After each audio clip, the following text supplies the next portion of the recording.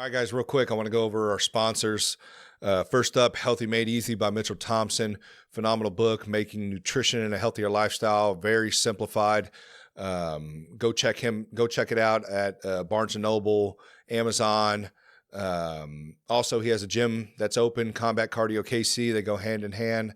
If you're trying to meet fitness goals, trying to have fun workouts, that's the place to be. They'll get you right over there. Next up, Yup Strength. Love the smelling salts. Love the pre-workout. Best tasting pre-workout I've ever had. The smelling salts are a hit with everybody. Really does wonders for you during the middle of a hard set. Love what he's doing over there, John. Doing a great job. Our last one, Jit Head Athletics. Jeremy, he's doing a great job with that company. Rash guards are fun, good material. They're doing cool stuff over there. All the TBAP merch is over there. If you guys want to help support the show, I greatly appreciate it. We got rash guards, t-shirts, head on over there. It really helps get the name out. So yeah, thanks again to all our sponsors. Thank you to everyone who watches and listens to the show.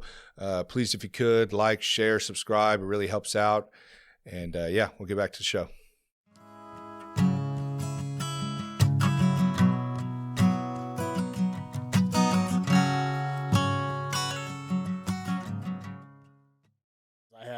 I've been practicing like once or twice a week. Really? And then we switched gyms beginning in January, and their schedule fits our lifestyle a bit better. So I've been hitting about 2 to 3 times a week, trying to get to 4 to 5. So I was going to ask you about that because I've seen not only you, but also Brick switched as well.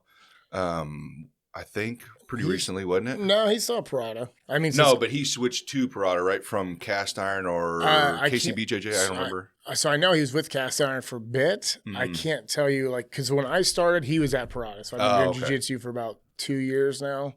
Just coming up on 2. Yeah, and 2. he's been with him since. So okay. So it wasn't I don't fairly think it's new. any fairly new, Gotcha. as far as I know. Okay. Okay. No, because I just started seeing with you, and then maybe I was looking at one of his stories. Maybe he had switched at one time, but just seeing that people who want to compete are gravitating towards Parada. Yeah, there's 75% of it for us was this time because I've got the kids. My daughter does jiu-jitsu. Allison does jiu-jitsu. My boy's wrestling, and we have a very tight, structured time frame for every day.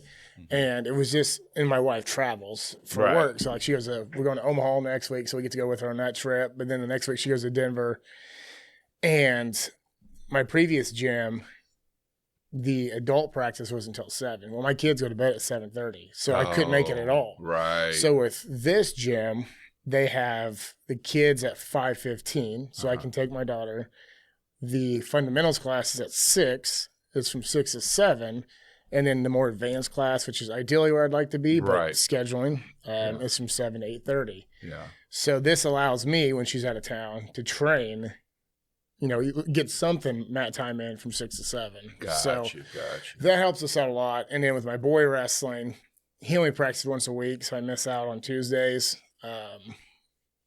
But his practice was originally Mondays for only like an hour. And then we signed him up for the longer season, and so it's a little bit longer. So it takes away my Tuesday, but it allows us just to train more. And then also the other reason was Prada's.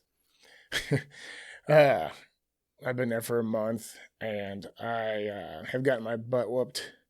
Oh, I heard that they're a pretty aggressive gym. Yeah. In this past month, and I think I have in the 2 years. About 2 years I've been doing it. Like being a wrestler, I'm used to guys just.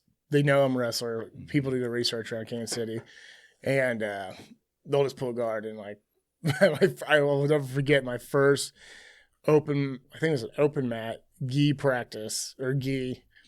I got lazy because I'm so used to guys pulling guard, so I'm gonna like standing straight up, and this guy double legged me right off the bat. And like I was able to escape, but I wasn't expecting it. I'm just not so used guys to are standing with you. Yeah, and then, that's awesome. I went to my first no-gi practice on a Tuesday, and there's this kid. He's not a kid. He's 34, named John. And He's a hammer. Purple belt? Yes. Yeah, I've rolled with him at a lot. Yeah. And again, he's really good. Again, I'm used to people pulling guard. Uh-huh. And we went he likes to stand and bang. Oh, yeah. And we did. I felt like I was back in college wrestling. It was awesome. Like, first 6 minutes, nobody did anything. It was just hand fighting, heavy snaps. I got the worst black eye I think I've ever had in my life. Like, really? Oh, I've seen that photo. I've wrestled since I was 7, and I've boxed and kickboxed and all that. And from all the way to the far inside corner, all the way down to mid-eye was just black. What'd you catch, a knee? No, it was just a light headbutt right there on that bone right there on the orbital. It blew up. And just poof, I woke up that morning. It was just boom, black. I had one time, a big dude, John, not Monk. I think his last name's Munzer. But Nogi always, just slipping around, slipping out of shit, kind of throwing your hands around, and caught me with an elbow. Ooh. And it exploded. Ooh. I've never had one explode that big. And it was probably, I had just gotten back into jiu-jitsu at Helion when they opened. Mm-hmm. So I had taken like 4 years off. And then it was probably like the 3rd week or second week. Yeah. Yeah. So it was a little embarrassing, but I mean, shit happens, you know what I mean? Sport. Yeah. Shit happens. And everybody was kind of freaking out. And I was like, nah, fuck that. Let's go. Let's keep fucking rolling, dude. Like you get fucking beat up. Like that's why we're here. Yeah. Cause sometimes it irritates me and I'm sorry. I got to get used to having an audio video engineer. Dom, are we recording? My bad. I didn't even ask you. We're good? Okay, shit. I'm used to it by myself, so I usually know when everything is on, but I got to get used to, asking him real quick. But thank you, Dom. I appreciate that.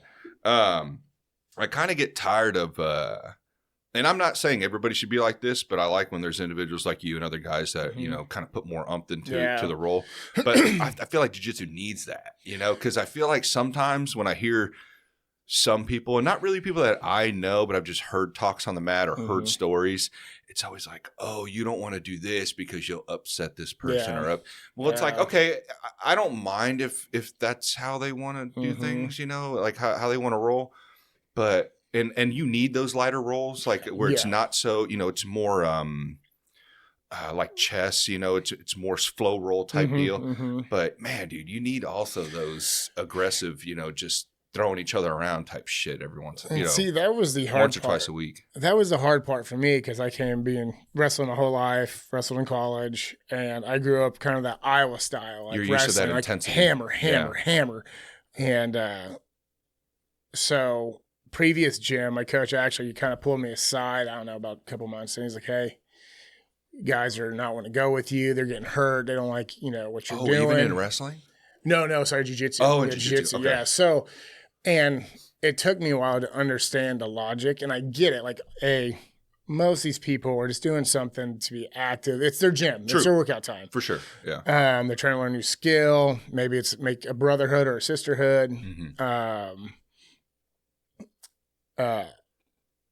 Just get in shape, mental health, or whatever it might be, they're doing it. But for me, I came in as a competitor. Like, right. Originally, I came in because I had gotten really overweight, and I was not happy with it. And I had started working out again pretty hard. How old are you? 39. 39? Okay. So, I thought you were younger than that, to be honest with you. Yeah. And because you don't roll like a 39-year-old. Because I think we haven't rolled very much. We see each other at competitions pretty frequently. But I remember when you first came to Helion because you walked in with a white belt on. And then I looked up and I looked at your ears and I'm like, fuck? I was like, and I asked her, did you forget your belt or something? You're like, nah, I'm a white belt. And then you said you had wrestled, which I figured. Yeah. But usually the guys that I see that come in that are wrestlers, high school, don't really have any cauliflower ear, maybe a little bit. And so when I seen yours, I was like, God damn, dude, like he's got to be some type of college, And then I rolled with you, but I didn't feel any type of like, and maybe you're probably taking it easy on me for one, I mean, I was a white belt at the time too. Or maybe you had just had that discussion with the coach or something. Probably, yeah, but I felt like you were doing more judo shit on me than wrestling. Was it Ghee? Was Ghee, right? Yeah, so I think I remember that. Because I remember I tried to, I was like acting like I was going to shoot in on you. I tell this story all the time on the podcast about you. I was like, I tried to shoot on this college wrestler one time. and he was really good. I think he was an All-American. And when I tried to shoot in on me, he just looked at me with these eyes and just shook his head. And I was like, and it wasn't like a diss or anything, but it was just like, you're not doing this today.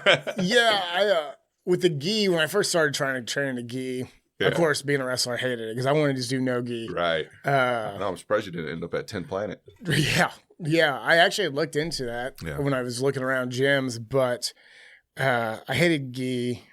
It slowed me down. It took away my wrestling per se. And that's probably why I felt like judo for you, because like I didn't know what to do besides, okay, well, I try to throw you. Yeah. And I did like a couple classes of judo in my early 20s. The only reason why I did that was because it was before I kickboxed. And so I'd get there early and roll with the judo guys, just get some grappling in, and then I'd go kickbox because they all did kickboxing as well. And I would never wear the gi. And finally, my coach, the judo coach, was like, all right, you're wearing a gi today. And he launched me like 17 times. Shit. And I was like, because in no gi judo, or we'd just be wrestling. Right. I would just beat the tar out of him. But once we put that gi on, I was Get like, them grips. yo, yeah. And I had no idea.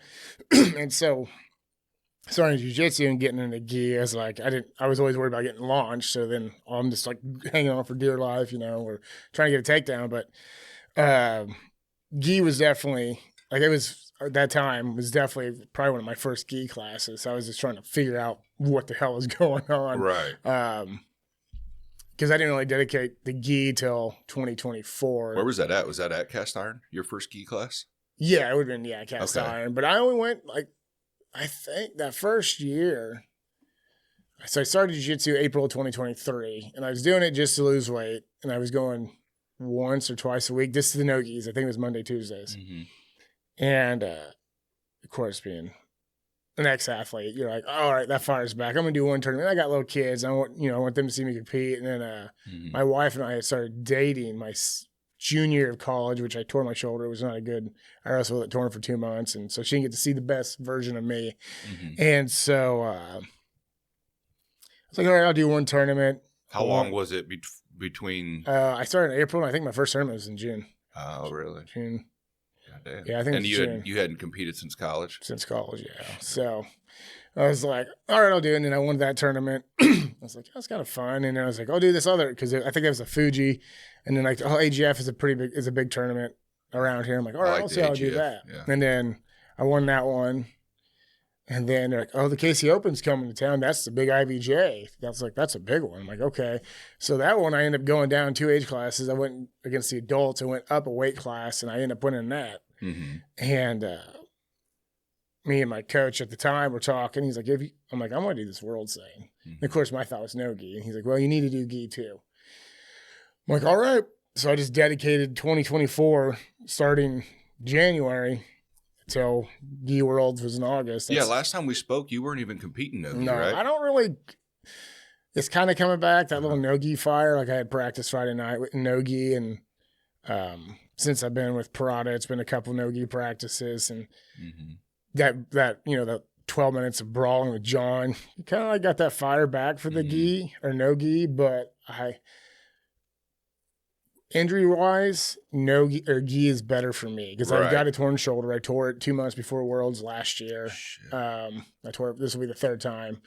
Neck injuries. I've got an ankle deal, back deal. So anyway, gi really, for me, keeps my injury levels down. So that's why I think I also enjoy the gi. Of course, no gi being a wrestler I love because it's wrestling. And I'm always going to love wrestling. So that fire is kind of coming back, but my focus is Gi Worlds. Are you doing rehab on that shoulder? Yeah, I do a bunch of stuff. I have some mobility stuff. Oh yeah, I do that. So I've had shoulder issues since 8th grade. With the right one, sophomore year, with my left one started. Torn rotator cuff? No torn rotators. I've been lucky with that. First one was a torn labrum. That's why I tore in college. I tore it like completely through. Oh shit. And I wrestled with it torn. Probably pulled the toughest 4 out of 5 matches I could have had.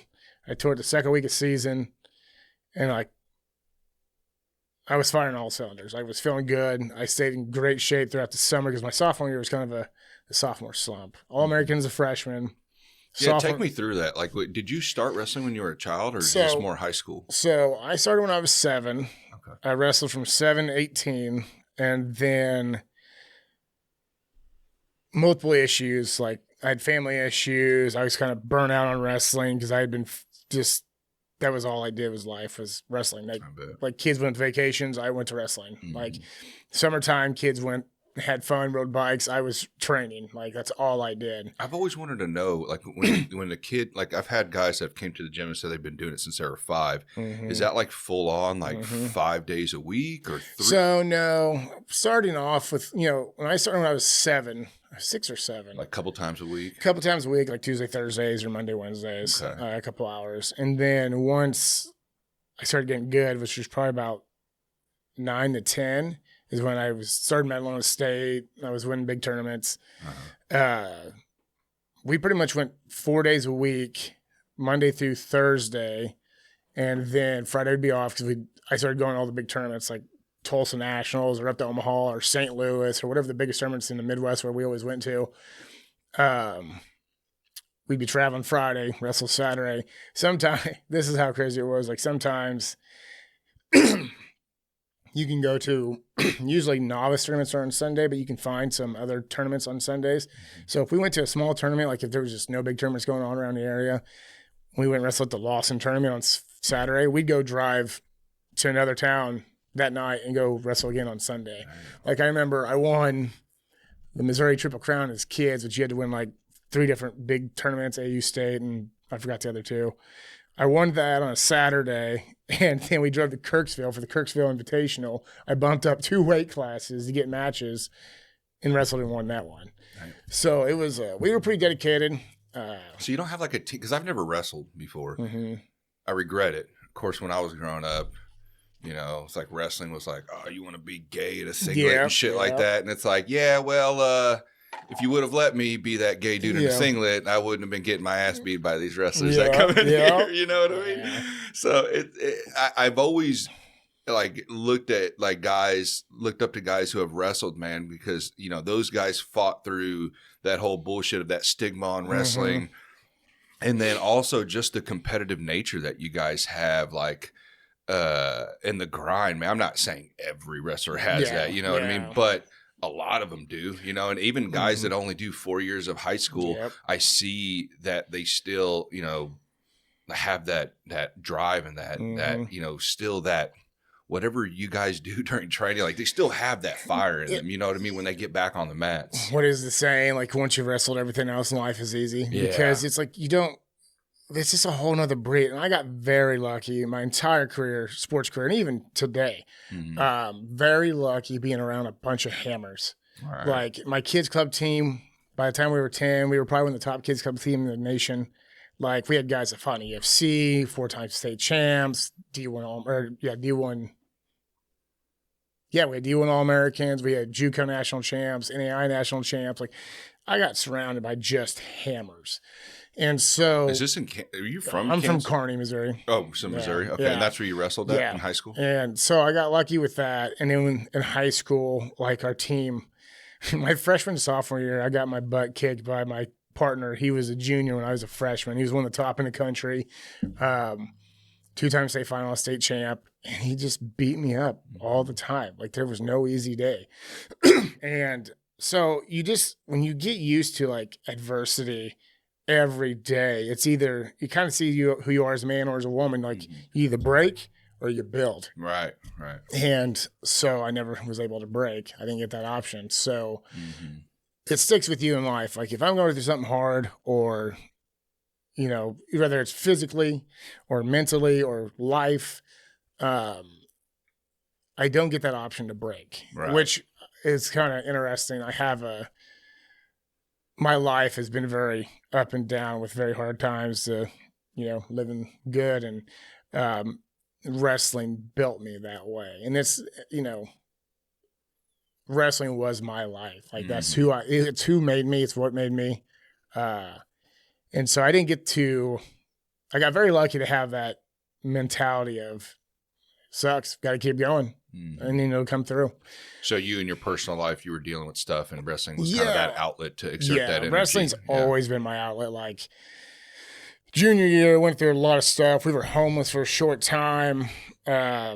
father or my mom and dad got divorced. We were homeless, very poor, like not the type of poor like, oh, we only go on vacation, like the type of poor like, I don't know if we're going to eat today. Oh, shit. Like that type of poor. And I won my state title that year. Yeah. Because like, I think my focus was always win at wrestling because that was just who I was. Mm-hmm. But the focus was more, man, I hope we have something to eat today. Or hopefully, I had a little brother, little sister too. Like hopefully mom brings home a paycheck so we can have the lights or whatever it might be. And that was the year I won a state title, but that was my outlet. Wrestling was my outlet. Right. So, and people forget that because, when you say, yeah, I grew up in Carney, it's like, oh, well, you don't think there's people struggling up there too. Well, originally I'm from Holt, okay. which is small town next north, 7 miles north of Carney. And once you hit 7th grade, you went to Carney because Holt was so small they didn't have a high school. Oh, really? And so I grew up in a great time, like in Carney at that time in Holt, because that's what you think. People are like, oh, you're from suburbia, Carney, ideally well off town. Yeah. Like you're not going to see that. Man, all my buddies that we grew up together, we all have stories. Like you could probably write a whole book about all of us. Like at one point there was a couple of us that were bouncing from house to house, homeless, like,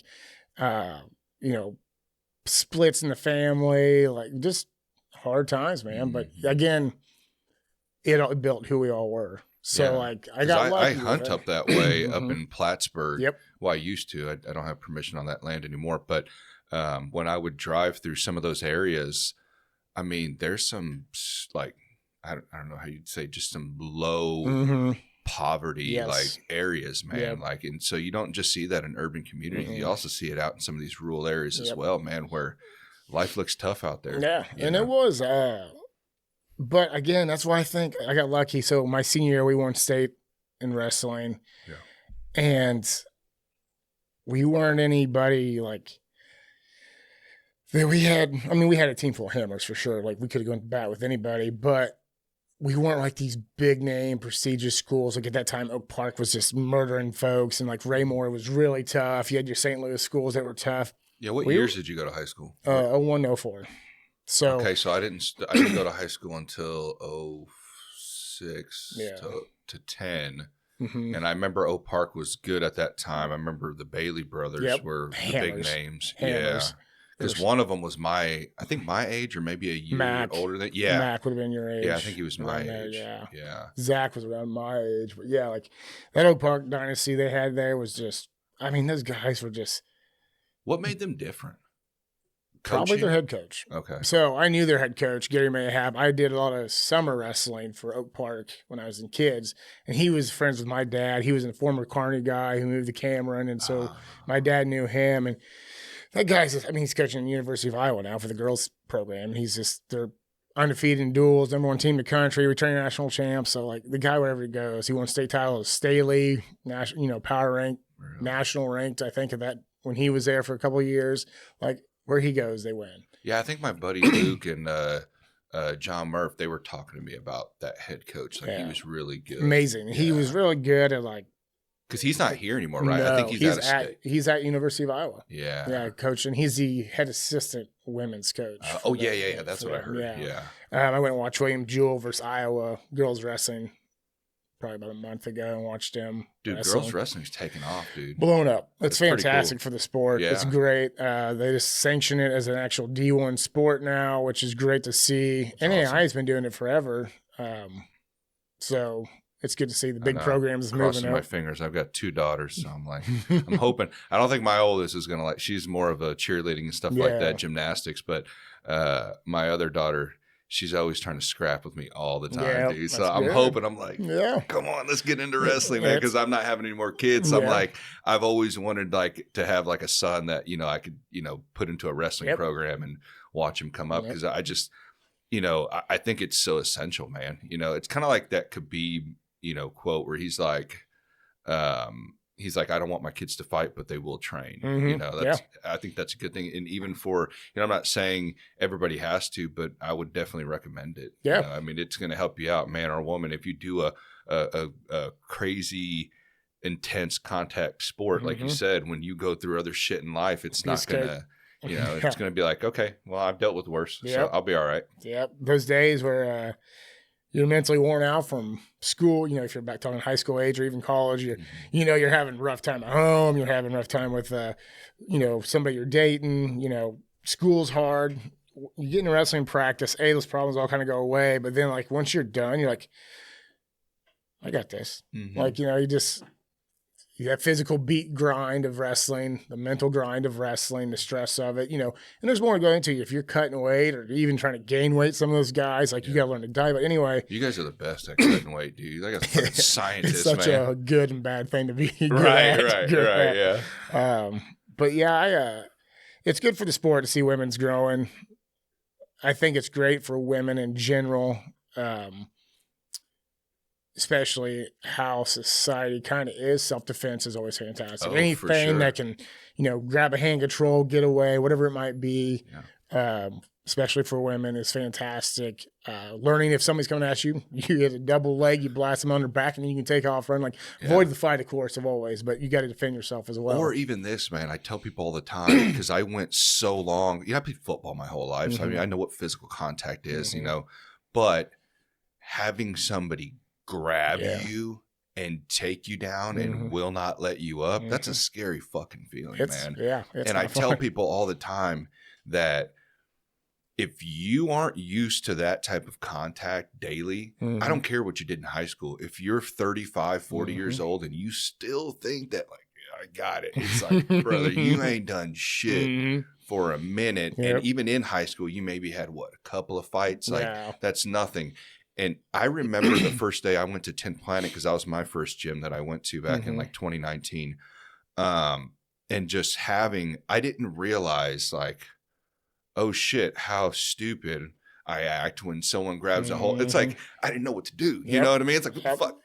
Like, you got me down. I don't know. I'm here just squirming, which was doing nothing, and a majority of people are like that. And so I totally agree. Like, get into some sort of, I'm not going to, like, be the guy that's like, you have to do jiu-jitsu or wrestling, but get into some type of martial art, fucking karate. I don't care what it is. You know what I mean? Something to get you to where you feel some sort of contact. For sure. Well, be careful on what karate gyms you go to, but choose your gyms wisely. Yes. Even I would even say jiu-jitsu, because I've heard even in the jiu-jitsu world, I haven't seen it here, but from conversations from, like, Rogan and stuff like that, the watering down of jiu-jitsu, you got to be careful with, certain gyms and stuff like that. I mean, it's just like jiu-jitsu. I'm sure it's the same. I mean, I've been very lucky with the gyms I've been to, but I've heard those stories here in too. Kansas City, I haven't heard of really any gyms, but that are like that. But all the gyms I've been to in Kansas City are great, but there's probably one out there, so definitely choose wisely, where they're not teaching you some unrealistic, shit, but which is, I feel like, kind of hard to do in jiu-jitsu, but I'm sure somebody's out there. Not going to work. Yeah, I'm sure somebody's out there doing it. I could see how you could get away with it in, like, karate or taekwondo, shit like that. But yeah. So I totally recommend that, especially for kids, man. Like, I feel like the wrestling programs are getting bigger now that the stigma of wrestling is kind of away. Like, kids are becoming more hip and parents more, they're more educated on, oh shit, like, this isn't just rolling around on the ground. This is a literal, like, self-defense. Like, you could learn a lot from it.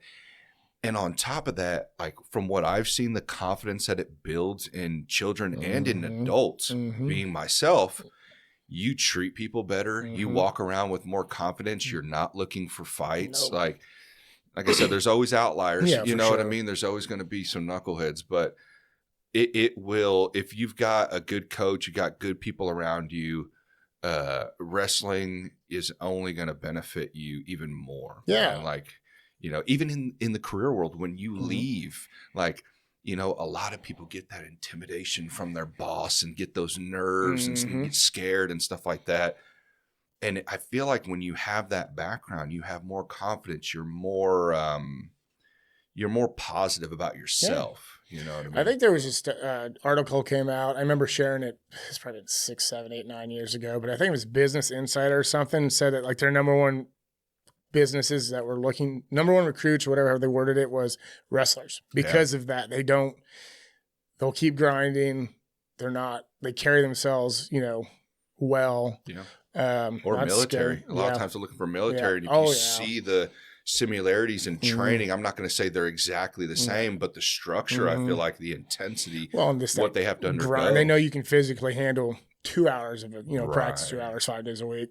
They know you can handle that. So just push a little more. How intense is a high school practice? I grew up, so I had 2 head coaches my high school career. I had one freshman, sophomore year, and then one junior, senior year. Both my coaches were my freshman, sophomore coach was an Iowa guy. He was friends with the Brands brothers. Like, he hunts up there with them, and he's a diehard Iowa guy. So he was very Dan Gable style. Like, every practice was hard. We didn't there was no easy days. Right. My junior, senior coach, same style. He was a college wrestler. Maybe 2% easier, or maybe because I was just older and I was used to it by then, because I was a junior, senior. But there's not really if you want to get good, and you got I got lucky with a room full of hammers. There wasn't really easy days. Right. With jiu-jitsu, you might come in, and granted we're older and it's a bunch of work guys. We just got off our 9 to 5 and. We're not at the B team. Yeah. So maybe it's a little different, but you come in jiu-jitsu and you kind of warm up, and then you work on a move, and you might drill it. Some places they might just drill it 3 or 4 times, and you sit around and talk to your buddy. How was your day? How are the Roll kids? Maybe 3, 4 times. And then that's it. There's not that. Wrestling warm-ups are hard. You're sprinting, you're doing all these, burpees or whatever it might be to warm up. You might start off a little light, but you got about 5 minutes of that, and then it's getting after it. And then you're drilling. Coach pulls you to the center. He shows you your move, and you're drilling. You don't get to talk and be like, "Hey, how's your day going?" No, there's none of that. At least not in the room I was in. And I coached high school for 4 years, and it wasn't like that when I was coaching. Really? And then you got your live wrestling going on, and when you got your situationals or live wrestling, and you got I got lucky as a coach. We won state when I was coaching there too. We had a room full of hammers. And so you've got 4 guys that is just beating the hell out of each other because that's what you do. It's just how it is. Yeah. So a wrestling room, with my experience so far in jiu-jitsu, is very much different.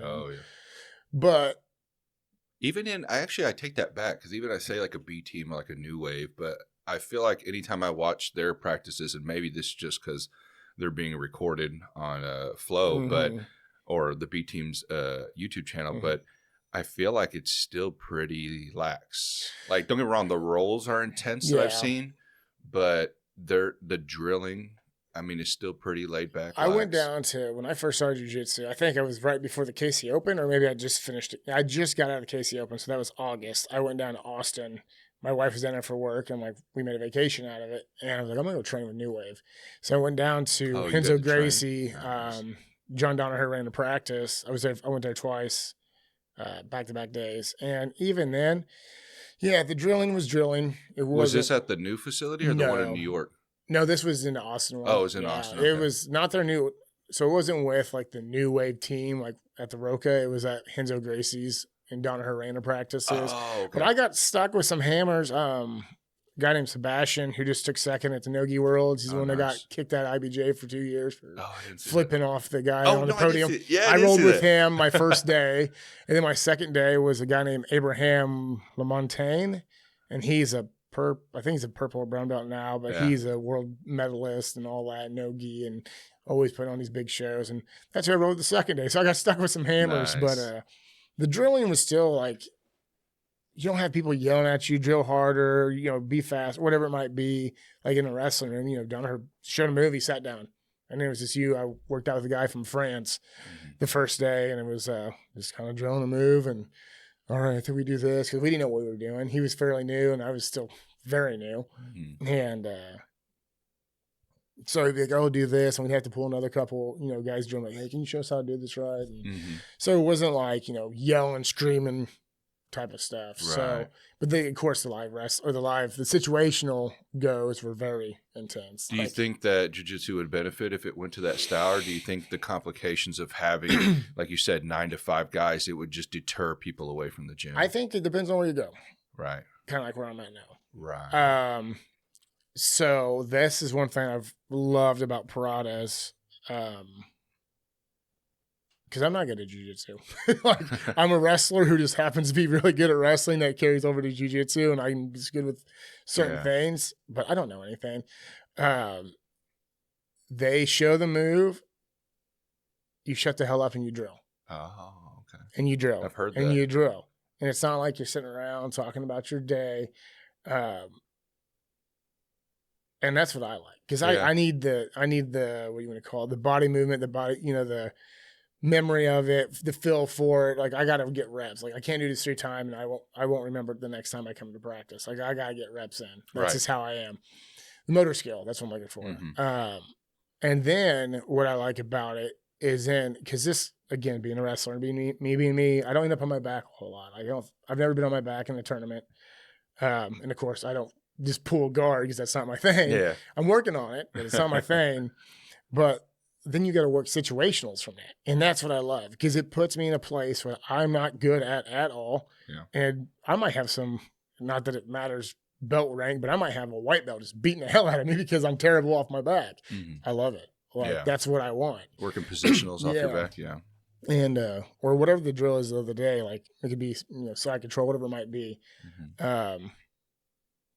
I need that. That's what I need, because I'm not good at jiu-jitsu. That's cool. You have a place though that offers that, because I mean, I don't know. I've been to a lot of the gyms. I haven't been to all their practices. Mm-hmm. Some have comp classes, some have just regular classes.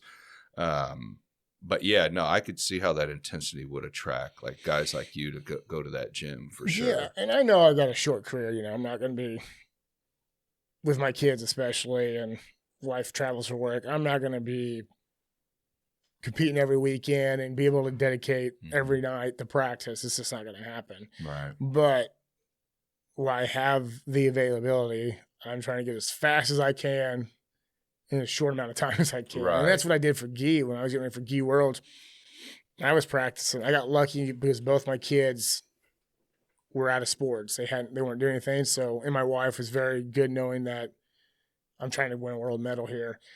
And so I was at practice like 4 or 5 times a week. I was going to different gyms, just trying to get mat time in, learn wherever I could learn, every camp I could go to, trying to cram in as much as I could in 8 months. Yeah. So I didn't go out there and just get my butt whooped. Yeah. And that's kind of what I'm doing now, because I didn't get the goal I wanted last year. So I'm trying to cram in as much as I can now to get ready for this year. So yeah, I would probably, you're friends with Brick, right? Mm-hmm. I mean, talk with him, because he does a lot of competitions, man, and international. Yeah, I mean, it's crazy. And maybe he could have some advice on how to kind of balance that with family. You're gonna have to sacrifice. Yeah, I mean, that's natural. But I'm a big, I believe that. Like, just because you're making some sacrifices in your family's life, and maybe this will come off wrong, but isn't always the worst thing. No. It's like, if you were there 100% of the time for everything, but you weren't taking care of yourself, yep. Are you a better father because of that? Or if you're taking the time to better yourself and this makes you a better father, a better person, because this is how your mind is that worth a small sacrifice of maybe you can't be at every single thing, but you're still there 80% of the time, or whatever it may be. And I would agree with that. And you're better, you're more present, your kids look up to you because they see you also being that example. Exactly. And that's what I see it as. That's exactly how I feel. And the nice thing is I've got my daughter doing jiu-jitsu. My boy wrestles. Yeah. And so those kind of go together with them get to watch mom and dad do it, and they see the work that we put in. Yeah, your wife trains too as well. Yeah, she's just a hammer too. Yeah. She's doing so well. Yeah. The women at Parada are just phenomenal. That's awesome. There's 15 of them, 20 Oh, of really? them. There's a bunch. That's I don't awesome. know how many. But you don't really see that at gyms. There's either. new ones. Every time I go to practice, there's some new girl I hadn't seen there before. And the same with the guys. There's always new guys. I'm like, oh, I haven't seen him here yet. And then he's just a hammer, beats you up. Yeah. But that's good too, because if I wish women would see that the amount of calories you can burn, like the shape you can get into by just and the fun. You know what I mean? Like it's really cool because the women there are so inviting. Like my wife loves it. Like they pull her aside, they talk to her, and, they talk about, at the end of the practice, they were talking about chickens the other day and like, because we have chickens, somebody else had chickens, and they're just very inviting, very cool. They hang out outside of the gym together. I think they do like get-togethers, and so it's very good to see, like awesome to see. That's like cool. Like and, family oriented. Yeah, it's very family oriented gym, which I also like. But with the kids and the time, how I kind of see it for me, my dad was never father of the year. We didn't get along at all. But the one thing he never did is he missed my entire life from 7 years old till my senior year. I played baseball, soccer, football, wrestled. He missed 2 events ever. Oh, really? And that's it. And like I'm I said, sure that killed him to miss those 2. Yeah, and like I said, he was never father of the year. We didn't get along hardly at all. We were very indifferent with each other. Right. But so that's how I see it. I've had my time. I got to do everything I wanted to do. I've gotten to compete at wrestling. I've competed at the highest levels, at every level. I got to do what I wanted. So now it's like, this is kind of this is for me, for mental sake, for health sake, for whatever you want to say. Keep that fire going or help keep the fire down, maybe. Yeah, maybe. But and my kids get to see what it's like to put in hard work, what you benefit from it. But at the end of the day, like if my kids have a practice or they have a tournament competition, I'll miss a practice for it. Like I'll go take a lump from a guy at some tournament because I didn't get to train for 2 weeks because my boy was training for a tournament versus I don't want him to have dad there and be like, well, dad's not here watching. That's just something I've always been, like I said, it's always been, I'm a family first guy. So this is for fun. Yeah. What they're doing is for their life right now. Right. Like, I've experienced all of it. Right. I've done it all.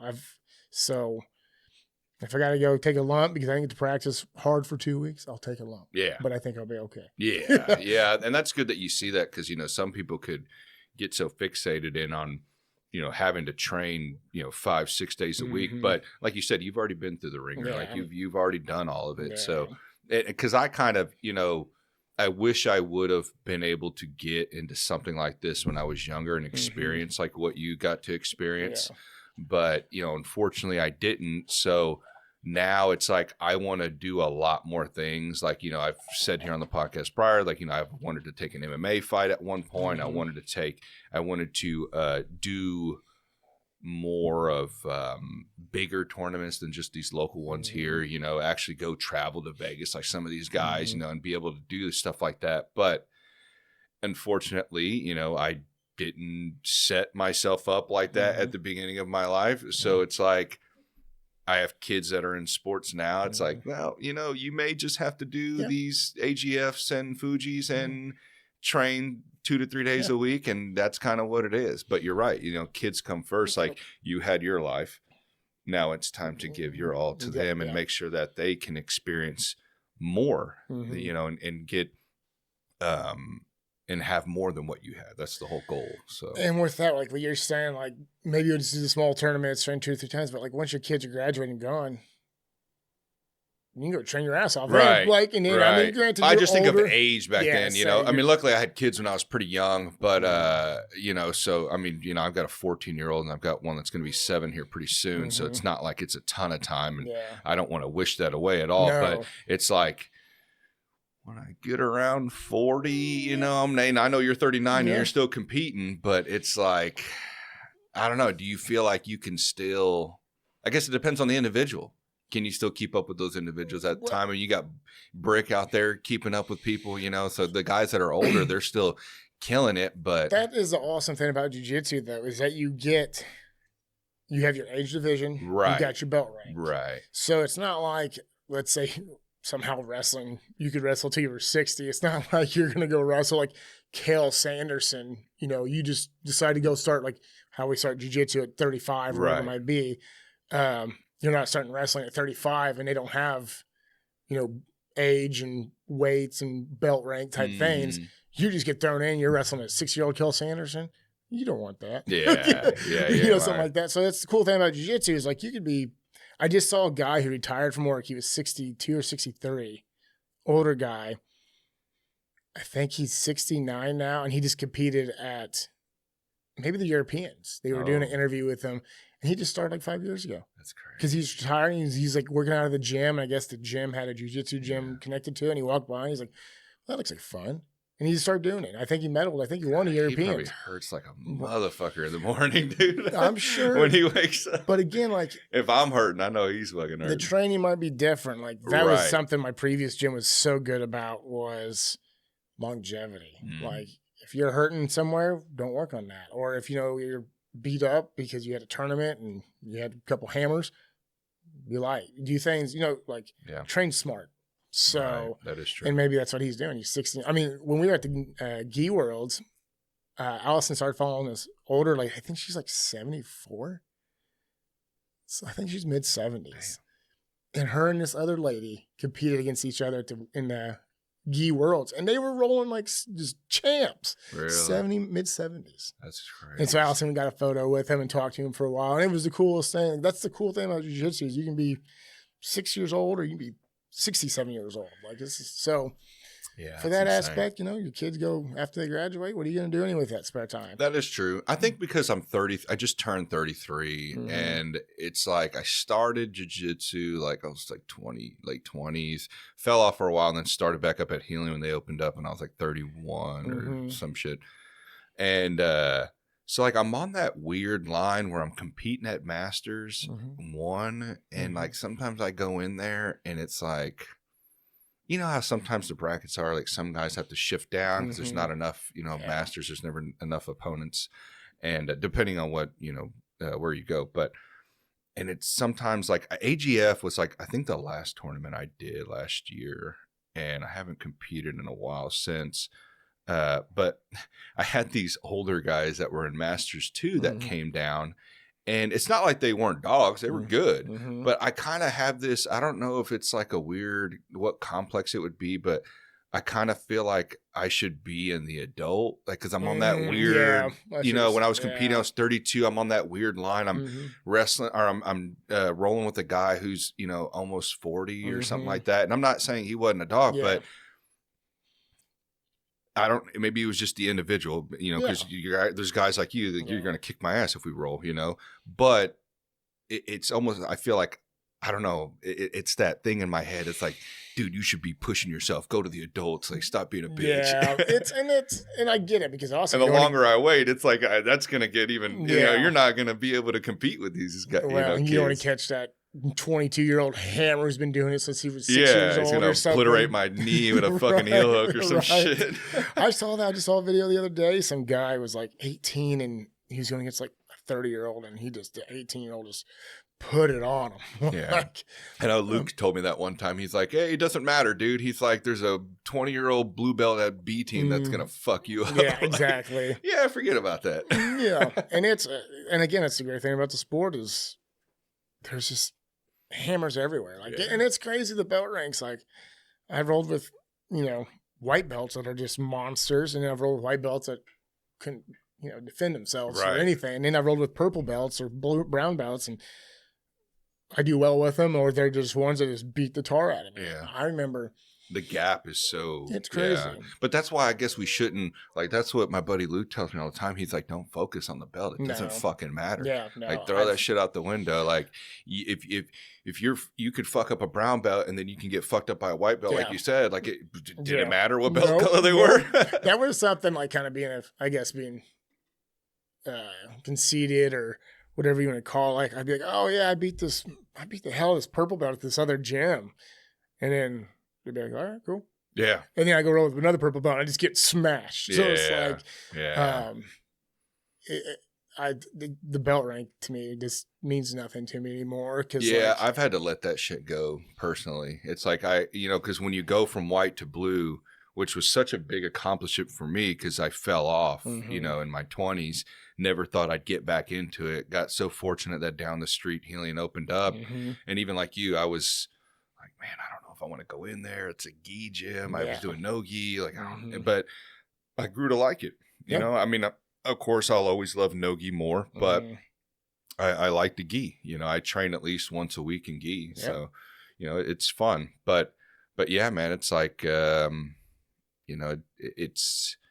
was accomplishment for me to move up to blue. But then after that, it's like, oh, I see. Yeah, it doesn't matter because, I got a white belt that's been coming named Dom, and this dude's a bear, and it's like, I'm supposed to be fucking this dude up, but I'm not, Yeah. And that's what I was like, the belt. I was so like focused on that belt when I first started. I'm like, oh, this guy's an actual blue belt. I'm just a beginner white belt. I go beat him. I'm like, oh, cool. I'm awesome. Like, now I'm like, no, it don't matter. Like, doesn't matter. And that really, especially when you start to do jiu-jitsu, then it's like, oh, okay, I get it now. And then that was, so with two things after that, like when I first started jiu-jitsu, my previous coach was, he's a small guy. He's like 145 pounds.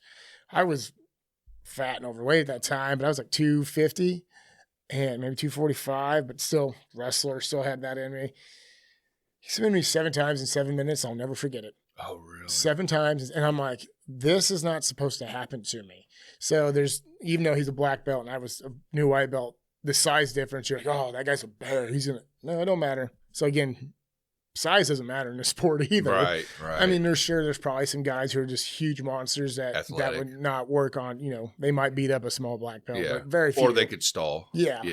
And then the belt thing, like when I started training at Paradas, like I said, man, they're just dogs. I rode with a purple belt. I think he submitted me 3 times the other day, 2 or 3. I rode with a brown belt. He submitted me twice. Like this blue belt got me. Like these guys are just. So again, I think it all really is just the gym where you go at, because there's some gyms I've trained at. I've rolled with black belts and smashed them. Yeah, and then I've rolled with purple belts and been smashed. So and it probably depends on the day too. Yeah, who knows what they were facing? You know what I mean? Well, I know, like I roll with Brick, and I can always tell when Brick's taking it easy on me, and when he turns it up on me, because he's letting me work, and he might be working on something small.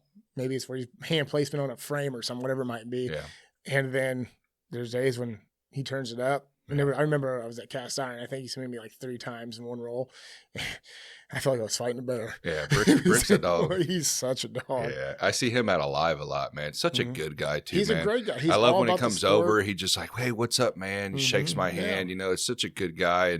And the guys that from your gym now that purple belt that John? I told you, like it was so funny because he comes up to me and asks me to roll and I'm like, yeah, what's up, dude? How you doing? But there was like, he just looks at me and just shakes my hand, like no nonsense. I was like, all right, let's fucking go, dude. Like that's what I like that shit. You know what I mean? And I know some people may get turned off by it, but I fucking love it, man. And he gave me a hard roll, dude. Fucking submitted me, and fucking it was just a grind, man. I was like, dude, good shit, man. I hope like. That's why I like about hearing about this Prodigy. I've never been there, but I would like to go visit one of these days and to an open mat or something or a class.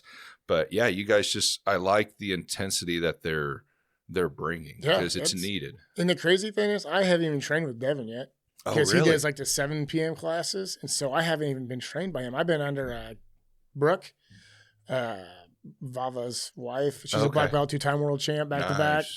Yeah, I think I've met her before. And she's amazing. Like her coaching is amazing. Her skills, like it's just crazy. Yeah. Like it's just different. And then Friday nights with this guy named Nathan. He's a black belt. He's from Australia.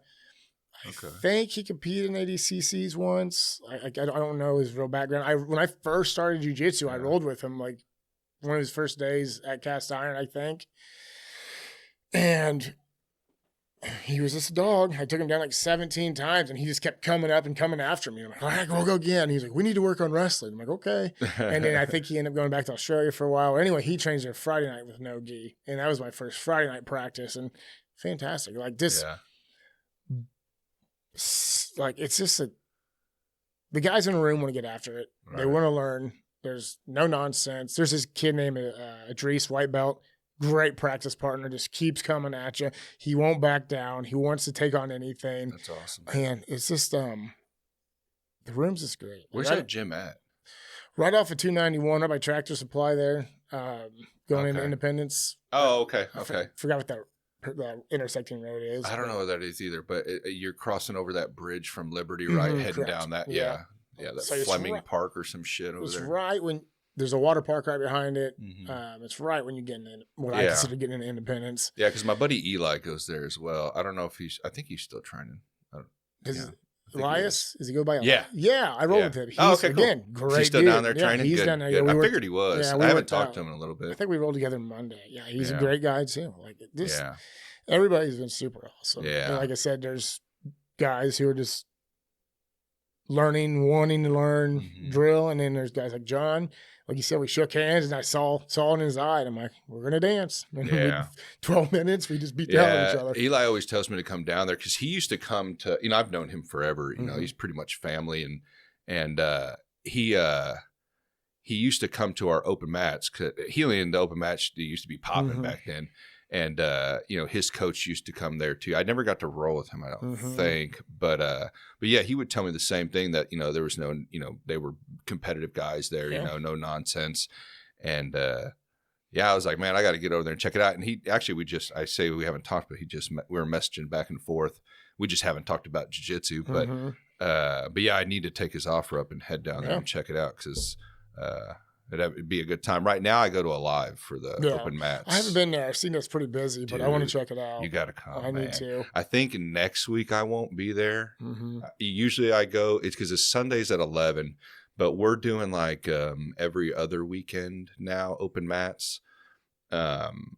But so on the weekends that they're not, I try to get down to Alive. Okay. But dude, it's a stacked fucking. I always see gym, photos bro. and like people recording it. I'm like, well, there's a guy. And the very few people I know, but I know I'm like, oh, that guy's a hammer. That guy's a hammer. That guy's a Dude, stud. And bro, you see like so two many people in the upper back belts. just beating the hell out of each other. You're like, Yeah. that looks like fun. Yeah, and it's funny because it's like it's not funny. It's cool because it's like a lot of gi on one end, and then there's a lot of no Yeah, I gi. noticed So that. it's a cool Yeah. fucking throw your shit off, and you're into no gi right Yeah. now with a bunch of killers. Yeah, which is So, that's one thing that's interesting me too with that place is that's what I've seen. It's always like half and half. And like mhm. when I was you start off this year, I'm like, I need to go down there for the gi, and then I see the no gi, and now I'm kind of itching back to get in the no gi just a little bit, but itching back to get in the no gi. I'm like, man, I'd go there and knock out 2 practices per se in one, like knock Yeah. out some gi, then go do some no gi. So Yeah, it's pretty cool, man. And like my buddy James Regina goes down there. He's a fucking tough ass brown belt, man. I don't know if you got to roll with him. Didn't you visited 10th Planet, right? yeah, oh yeah, I did Real roll with tall, James. Yeah, yeah. Regina. Yeah. Yeah. Yeah, he's a killer, man, and he he's a reason why I went down there too, because he was going down there a lot as well. He likes to cross train a lot, but it's so beneficial, man, and just to meet everybody. I meet so many cool guys down there, and so Jiu-jitsu, many cool girls. That has been the coolest thing with jiu-jitsu. Like, I'm not saying the wrestling world's not welcoming, because I've got friends all over the country that I've known from wrestling. I still talk to the guy I beat in the state finals my junior year. We still talk to this day. We'll hit each other on Facebook. And then I have a buddy who we wrestled 18 times in 4 years, and it didn't matter where we went. Tulsa Nationals, the toughest kids tournament. We wrestled each other in the national finals. We went to Detroit, wrestled each other in Detroit at at nationals.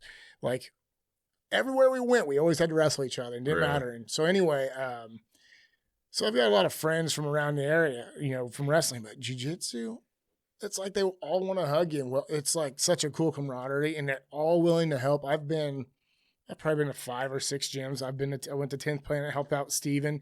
We competed against each other. Steven's cool. Oh, Yeah. great guy. Cool guy. He just got his purple belt. Yeah, he did. He messaged me and showed me. I was like, "Good man, he works his ass off. He deserves it." So, one time we were rolling. I'm gonna tell this story. I've told it before, but he was whooping my ass so bad, and he likes to play when he's rolling, and talk shit, and he grabbed a little eyelash off of my eye while I don't know what I was in. I was probably in Turtle or something like that, and and he came over and took it off my eye. I don't know how the fuck he noticed that. That's probably how I was giving him nothing that he was having issues with. And he goes, "Make a wish." That's hilarious. I remember that to this day, man. I think that was probably the only time we rolled. Maybe we've rolled more than that, but he's such a funny dude. He's man. a good guy. So we competed against each other at it was both of our first gi tournament. It was at Grappling Industries, I think is what it was. Oh, yeah. And it was just me and him. There was only ones in the bracket. And we were like two cats, when they bounce around trying to fight. Because neither one of us knew what the hell we were doing because he's from 10th Planet. They don't do gi. I had been training gi for 2 months. Oh, yeah, because he does gi. Yeah. And so we're just like, yeah. Neither one of us knew what the hell we were Grabbing doing. the shit out of each other. Throwing each other. So we went, 2 out of 3 on that deal. And we just kind of became good friends. Oh, yeah, because they have round robin, don't they? Yeah. And so we became good friends and we talk at every tournament. And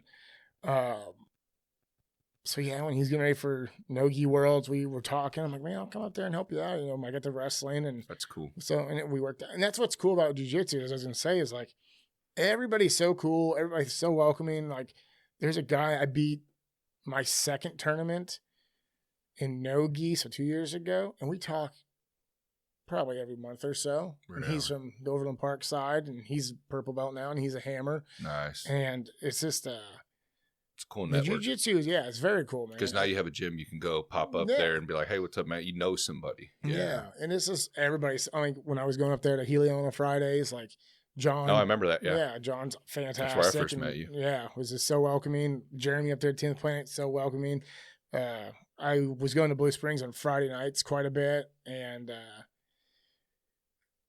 that whole coaching group up there was they're part of the same association my previous gym, but they were all so welcoming. And one of their coaches, he ran the Friday night practice. That guy took me under his wing and was helping me out, busting me, not physically busting me, like working me, get here, work this, dude, like very, I don't want to say like hard on me, but he wanted me to succeed. And he was, Chris is his name, and he was just fantastic. That whole so everywhere I've been around just great people. Yeah. And that's really cool about jiu-jitsu, because there's some now there's been some people I've come across, and for example, the white belt, when I'd wear the white belt to a gi practice, and then I'd roll with a brown belt and take them down and hold them down. And I've had people get pissed about that. They're like, you're supposed to be a blue belt. You wrestled in college. Like, man, my gym, I'm a white belt. This is who I am. Yeah. You'd compete blue. Yeah. But you're gym, still a white belt. Yeah. I got this one guy, he was a brown belt. He got pissed at me one day because he's like, you want to go? And of course I'm like, yeah, I'll go. And he was more hardcore, more intense. Yeah. And we were like, dude, I forgot if we started in a situation or what we were doing, but we got on our feet. So I took him down. And then we got into some, scrambles per se. And I passed a guard, and I think he ended up rolling me and got on top of me. And then I didn't know what to do. And we went 2 times. And then at the end of it, he's like, oh, what'd you fight? I'm like, oh, I didn't fight. I was a wrestler. He's like, you wrestled in college? I was like, yeah. He goes, so you're wearing a white belt and you're supposed to be a blue belt? You're sandbagging me, man. Like, what the hell? I got pissed about it. And I was like, dude, I don't know. And I'd only been doing, this was still the year I was doing no gi predominantly. I just went to that practice because I needed to get mat time in. Yeah. And it was a gi practice. I'm like, I don't know, man. I just do what I'm told. I don't know how you guys work things around here. And he was pissed about it. No, I think it's a good thing, because Josh was your head coach at. I think it's a good thing he did that. Yeah, I think that's too. pretty 100%. neat. You're not a blue belt until you learn what you need to learn as a blue belt. Exactly. And that's what he gave it to me. Because you're a wrestler, yes, you understand grappling, but you don't understand jiu-jitsu. Exactly. Yeah. And he gave it to me. I actually didn't expect it. He gave it to me my last tournament I competed in right before Worlds, and I wasn't expecting it because I feel like I wasn't, I guess, worthy yet or ready yet per se.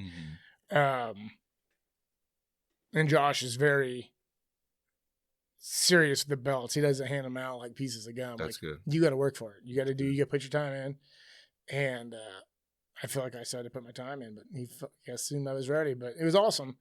We all feel like that. I felt like that too. Yeah, I was like, man, I think it should be longer. I think it should be this. But, you just, like you said, just take it. It doesn't fucking matter anyway. Yeah, right. So, and I'm not a belt chaser. I don't care about being purple, brown, black. I'm here for the ride, and it'll come when it comes. It's more of a target. Right. Yeah. That's what I feel like. I'm just here for the ride, just like in the gym.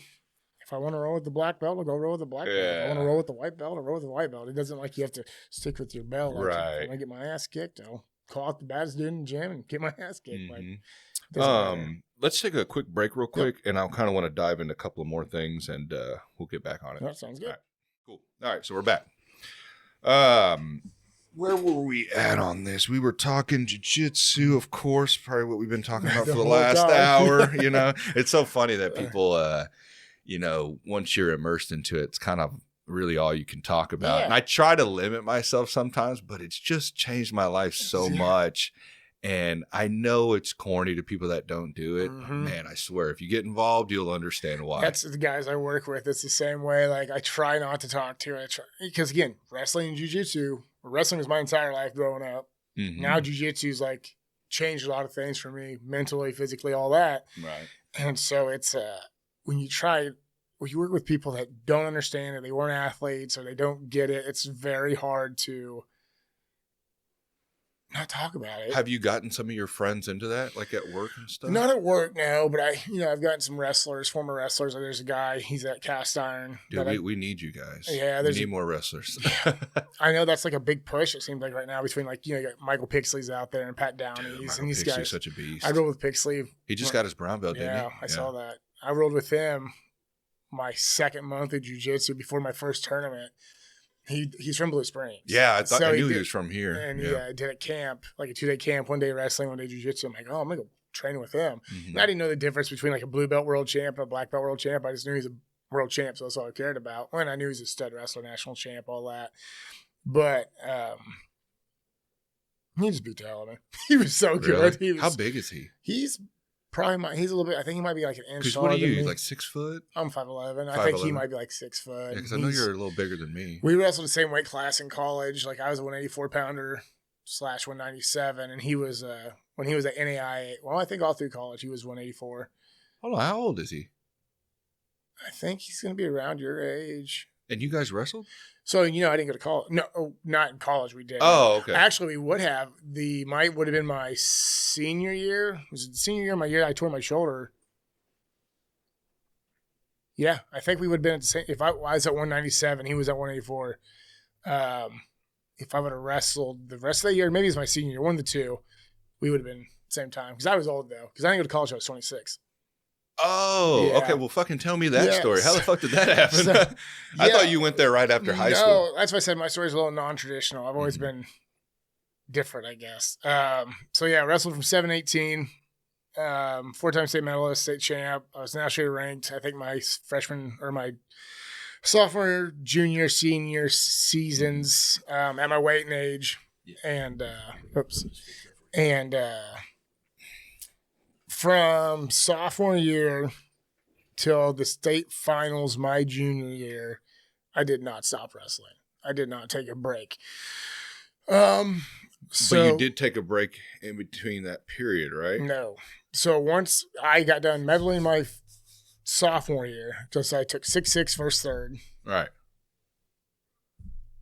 From beginning of that sophomore year, because I played football my freshman sophomore year as a starting linebacker. And then I committed over just to wrestling. It was because that's, again, was my life. Right. So once wrestling was over, it was open mats, freestyle season, Greco season. I did everything. Where is that at? Everywhere. Oh, really? So, yeah. See, I don't know that world. Yeah. So you can just go to open mats even as like you're not in high school wrestling at all or college wrestling? No, high school. This is high school. Oh. So this is high school. Okay. So I would go train I went out. I trained at Oak Park sometimes. I trained at Carney, of course. There was a guy at Winnetonka I knew that I would go up there and work out with. I bounced around for like open mat, kind of like how you do jiu-jitsu. And then I practiced freestyle and Greco. And then I was on like the Southern Plains team. I was on the Missouri National team, Missouri National dual team. And so I was wrestling all the time. Actually, the month of July, I think it is, between my sophomore and junior senior season, I wrestled at. This is when I decided to stop football. I woke up at 6 a.m. for weights, got done with weights, ran 3 miles, I had to lose weight, went home, showered, got on a bus at Park Hill High School, rode from Park Hill to Eden, Oklahoma, wrestled 2 matches that night in the national duels, and then wrestled the whole weekend. Then got on a bus, went back home. Went to, I think I had 4 days off, But it was practice still, and still hitting the weight. And after that, I told my football coach, I'm like, hey, I'm quitting football. I can't do it. Yeah, because I always thought they were different seasons. They are, but it depends on. Unless you're immersed into that, yes, like you're wrestling exactly, all year round. Yeah, okay. And so I was a middle linebacker. I would cut like 30 pounds. So I would be like 170 or 180, 190, depending on the year. Cut 30 pounds or 25 pounds or whatever weight, and then try to get back up for football. I'm like, I can't do this. This is too much. And so like football. It's not good for your body. No, it was terrible. So I had like 3 or 4 days off, went to University of Nebraska for a dual camp, which is teams from all over the country. It's your high school team doing all these other ones. And with my success in wrestling, I always got 2 or 3 matches a duel because I'd get the guy at my weight. And then my coach, if there was a bigger guy that was like a state champ, my coach, you could have like an exhibition match. I'd wrestle that guy. So I think with 4 days, I'd wrestle 17 to 22 matches. And then I was always in the all-star match, which is like the finals. So I'd have that match. Then I came home for 3 or 4 days, got on a bus and trained and went to nationals in Fargo, North Dakota, which is like the massive nationals. And so I competed at that. And then once I was back with that, it was back to open mat and weights at Carney. Mm-hmm. And so anyway, I never stopped.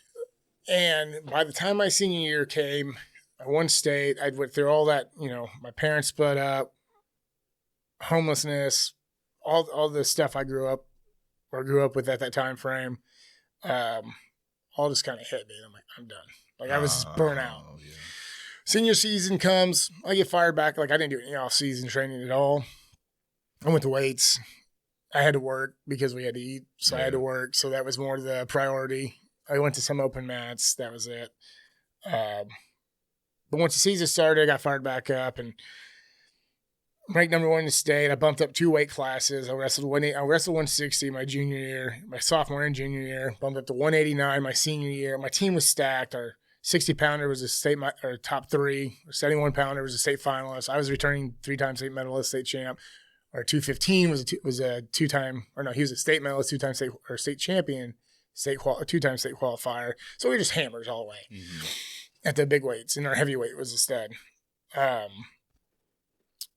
So I was like, I'm not going to cut weight. So I weighed like 175, wrestling 189, and had a good season. I lost 1 match throughout the year to the Class 2 state champ by a point. I beat a D1 national champ by 14.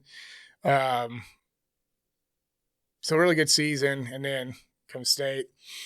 I don't think I had a match go out of the second period, pretty much in like the last 2 months. I beat the returning state medalist who ended up taking second in my bracket. I smoked him by like 7 or 8. So I was just doing really well, and then I got in my head. And I had to wrestle a kid in the quarterfinals who'd beat my teammate at 171, who was a state finalist. He beat my teammate the year before at state. And I don't know what it was, man. Something got in my head. And I was like, I don't know if I'm in shape. Which cardio has never been a problem to this day. Like I will not be out gassed or, out stamina, whatever you want to call it. Cardio is my thing. Which I think is the most, like the biggest thing, I think. For my style of wrestling and grappling, for sure. Because I'm going to keep coming at you. I might not know what the hell I'm doing in jiu-jitsu, but I'm going to keep coming at you. Because that's what I've noticed even in my weight class. Because usually when I compete, I think it's like 210 and up. Because I float between like, right now between like 213 to 218. I've gotten down to like 205. It's very difficult for me. But I've noticed that the bigger guys, they gas quicker. And if you can hold out, that 2 minutes, you're good. Yeah, and that's always been my thing. So anyway, I go and I wrestle him. I'm wrestling not to lose. That's the problem. And I lose. What do you mean by that? You're wrestling. So I'm not wrestling my style. I'm not trying to put up the points on you. I'm trying to do whatever I can so you can't put points on me, which is not like we call it wrestling not to lose. I wasn't wrestling to win. I was wrestling. I'm hoping that maybe you'll make a mistake and I'll catch you. But that's not what I should be doing. I should be coming at you, breaking you, scoring my style. Because you're too worried he may counter and get a point on you. Okay. Yes. Yeah. And I get beat. I get upset. So I come on the backside. I pin everybody on the backside. And for third and fourth, he got beat in semis to a guy that I beat before. So I pin him for third and fourth. But as a Christian, I feel like God puts me on these paths for a reason. So I lost my chance. I always thought my goal was always be 2-time state champ. I didn't necessarily have a goal of being a 4-time state medalist. 2-time state champ was always my goal. Mm-hmm. I lost that goal. But when I pinned him for 3rd and 4th, we all got it. We had my other buddy who was a returning state champ. He got upset in the semis. Came back on the backside, took 3rd. But with all of us, it was like we were meant to all kind of have these upsets so others could win. Like we had a kid who was a freshman, ended up being a 4-time state champ, JUCO national champ on our team, stud. It was like we let them succeed. But with the seniors that got upset, we nailed our first state title in Carney history is for wrestling. So it's kind of like it was meant to be. And it was so like even though I lost my goal, we gained something new. It was really cool. Right. I mean, we all of us seniors, there was 4 of us. That was our goal. We wanted to bring home Carney's first state title for wrestling. Awesome, so anyway, after that, I was just burned out. Wrestling, like it was still bothering me that I didn't get my 2nd title. And so I had some life issues going on at home. I have a little brother, a little sister. So like I was playing kind of father for them. And so I didn't go to college out of high school. And I had like Nebraska looking at me. And then I had a bunch of the small schools, Missouri Valley, Labette, all these like top tier small schools. But and Nebraska's a big wrestling. Nebraska is, yeah. Well, their coach got to see us wrestle at the Nebraska camp. And he came up to our head coach and he was like, me and my other buddy who's a state champ, he's like, I want you guys to go to Nebraska. But the other downfall is I was a stupid jock. All I cared about was wrestling. I didn't do anything for grades. And so it's like I wasn't going to get in. Yeah. Is it that difficult? Because there's always that. There's like, ways people, around it. yeah, people like you kind of get your back scratched if you're in that organization. Yeah. I mean, I never took an ACT. Oh. And then ideally, probably the smart route would have been probably go to JUCO for 2 years, then go up. Is there wrestling programs in JUCO? Oh, yeah. There's some hammers in junior college. Pat Downey was one of them. Oh, he was really? a national champion in junior college. Oh, yeah. okay. He was a D1 All-American, just a hammer. Dude, that was a funny match with him and Luke Rockhold. Oh, yeah. Yeah, remember that? CGI, yeah. And, CGI. So, yeah, anyway, I wasn't doing I just got back into life. I started painting houses, and I had jobs here and there. And then I ended up moving out to Lawrence. I went to career school for personal training. I was doing that. I was living in Lawrence, and I'm like, man, I miss, again, being a wrestler. I miss combat. I was still young. I was 21. So I started kickboxing and boxing. And I was like, I think I'm going to do the MMA thing. I'm like, I was a wrestler, and all these wrestlers. My hero, Matt Hughes, was just killing it, and you had all these different wrestlers, Randy Couture, Rampage Jackson was a high school wrestler, all these guys that Chuck Liddell. At that top tier when UFC was blowing up, right. They were all wrestlers. Yeah. I'm like, I could do that. So I started boxing, kickboxing, and my brother was a senior when I was like 22. Well, Baker University, which is outside of Lawrence in Baldwin City, Kansas, has started wrestling. And he was a freshman there. My brother was on that first inaugural team. And I was like, hey, and I couldn't find anybody to wrestle with, like get grappling. I want to get some good grappling in, and I want to go do a fight. Mm-hmm. And couldn't find anybody to grapple. I was like, so I told my brother, I'm like, hey, ask your coach if I can come up and wrestle with the guys. And so I went up there, and I beat the starting 174-pounder, the 184-pounder, and the 197, who ended up being a 2-time national finalist at heavyweight. Me and him kind of went back and forth. So I started going up there like twice a week. And the coach comes up. He's a great man, Jimmy May. He's a USA Wrestling Hall of Fame. Just everything about him is phenomenal. Great dude. He's like, hey, how many years of eligibility you got? And I'm like, I got all 4. I never went to college. He's like, okay. I get a phone call the next day. He's like, how you feel about wrestling in college? I'm like, I'm there. And so I had to go to junior college for a semester, get that GPA up, end up getting an academic and athletic scholarship. Went to Baker. That was at 25. Since I transferred in semester, I was eligible to compete, but I still did all the open tournaments. In my first tournament, I beat the number 12 kid in the country at Tectum. And I knocked off a couple top 25 guys my first year when I was ineligible. Then when my actual freshman year, All-American. And then sophomore year was injury prone. had a stacked bracket at regionals, even qualified for nationals that year. And then, So when you All-American, you have to do it for every year, or once you're All-American, you're All-American? I mean, it's just like if you win a world title or world medal, you're. Yeah, because what does that even mean? Like, I know it holds significance. To me, I was the elite, or I was at the top tier that year. But there's top tier guys, and then there's All-Americans, right? I mean, you have your national qualifiers, and then you have your All-Americans. So you got to finish so high. So top 8 All-Americans you in the country. In the country. In the country. Okay. Yeah. So you're traveling and wrestling guys all around the United States. What people don't get about wrestling is that, like, you go watch D1 football. Alabama's not playing Northwest Missouri State. They play D1. Wrestling, you go to open tournaments, you're wrestling junior college, NAIA, D3, D2, D1. So everybody. Everybody. Yeah. Yeah. Okay. And it doesn't matter if they're Gable Stevenson, Minnesota Olympic champ, and they're at an open tournament and he's wrestling the starter for Baker University. Yeah. It doesn't matter. Is Gable Stevenson, that's the dude that's training with John Jones, isn't it? He was, yes. He's at Minnesota. He's a heavyweight. He came back. Won the Olympics, took a year off. Big black dude, right? Yeah. Just dude's a monster. Amazing athlete. Phenomenal. I think he's trying to get into MMA, which is that's the rumor. Scary. He was doing WWE or whatever the hell that shit is. And then, was he? Yeah, he was. And he didn't, I don't think I follow him. I just followed him recently on Instagram, maybe like when I started seeing him with John Jones and Gordon and stuff like that. Then I didn't know who he was at the time. He took 3rd as a freshman. He got beat 3rd or 2nd. I can't remember now. He got beat by the starter from Penn State, who's a hammer. How big is that guy? Huh? How big is he? Gable? Yeah. He's a big boy. Yeah, like 260, 265. He's a big boy. He looks and big. He moves like he's 125. Yeah, that's one thing I noticed, yeah. So he did that. So he took 3rd. National champ. Went and won the Olympics.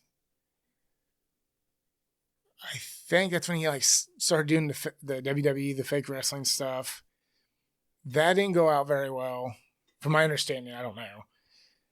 Went to Buffalo, I think, and made the practice. It was on the practice squad or tryout team, and almost made the football team in football. I think. Really? I think it was Buffalo or something. Some dudes are just gifted, bro. And I think he was like one of the last people to get cut on that team. Yeah, not to say he doesn't put in the work. Oh, hell but no. he's wicked, gifted and fucking puts in the work, man. And then he went back to college, and he's back at Minnesota, and he's probably gonna dominate his way through nationals. So anyway, so that's how it works. So you get hurt sophomore year, and then you come back from. Well, it wasn't necessarily hurt. Like I was just beat up. Like 27 years old, sophomore, shoulders jacked up, rolling against guys that are probably a lot younger 19, than you. 20. Yeah. And I didn't perform well. It was a sophomore slump. I don't know what you want to call it, but it was not a good. I went out and beat some ring guys, and I went out and got stomped by some ring guys. Right. So. Just head wasn't all there. It was after my dad had died, and then just a bunch of crazy life changes happened after my freshman year, and just wasn't there. I don't know what it was, and actually I was gonna quit. I was done. Probably more just mentally, right? Yeah, I was just like, and people understand when you get all these injuries, it just wears on you because you know that you can exceed here, but you physically can't exceed there, right? Because like you've got the injuries, like the shoulders, or like I've torn my lower back 6 times. I tore it my senior year. That was another thing when I got in my head at state was I missed like a month of wrestling because I tore my lower back and I had to sit out. And you just kind of mentally get in your head, and that's what I think happened my sophomore year. It was just like constantly hurt, constantly in the training room. Like it just kind of wore on me, and I was like, I'm done. I'm like. But you were still staying, like, working out. Oh, yeah. And, like, I was doing everything. Warming up. Yeah. And so, okay. And so it's just a shit year. Yeah, this is a shit year. And so I was like, all right, I'll make it out of regionals. I'll go to nationals, All-American again, and I'm done. Well, I didn't even make it out of regionals. My bracket was loaded. I think there were 7 All-Americans. Your junior year? My sophomore year. Oh, your sophomore that either became All-Americans or were returning All-Americans. There's a guy that I beat the year before at regionals. He made it out of my region sophomore year and was an All-American, and just a hammer bracket. So anyway, I was like, I'm done. And then it kind of like, I was like, I can't go out that way. That's not me. So I'm like, I talked to my head coach. He just stepped down, but we talked about it, and we got a new head coach. I'm like, all right, new guy, kind of different, switch things up a little bit. I worked my ass off all summer. I was doing all the right things because like after my freshman year of college, I wasn't doing the right things. I was working out, but I was like not dedicated. Right. So before my junior year, I just started dating my wife, and she was a college All-American in pole vault. So she works her butt off. And so we're working out every day. We're doing tire flips. We're in the stadium at Baker, all that stuff. And second week of season, I don't even think it was the season. I think it was like the last week of preseason. We're doing a workout in the gym, and my shoulder just starts hurting. I'm like, shit, what is that? Like I said, I've had shoulder issues my entire life pretty much since 8th grade. And was it from a existing injury then? Like from 8th grade? I don't know. So I played baseball. In my 6th grade year, my team was terrible at baseball, and I was the only like athlete on a team. I pitched every game, every inning, besides like 3. Yeah. And so I think that's where it started. Reuse, yeah. And then my sophomore year, my doctor told me I had shoulders of a 40-year-old because I have such bad rotator cuff tendonitis in both of them. And then, so yeah, we're doing the workout. Excuse me, this is my junior year, and shoulder starts hurting. I'm like, all right, maybe it's my tendonitis flaming up and this feels different. Mm-hmm. No, it was torn. And then, so I wrestled. I pulled 4 of the top 5 toughest matches I probably could have pulled. My first match of that year, because I was like, I'm going to wrestle with it. I'm like, I'm going to do this, was the NAI national finalist in my bracket. He was from Benedictine. I lost to him by 1. I beat my teammate, who was partially blind. Then I wrestled a 2-time All-American from Mo Valley to a 3-point match, and he was a hammer. Me and him, we had gone at it a couple times. Lost him by 3. Then we went to Iowa. Dueled Iowa. I got pinned by their starter,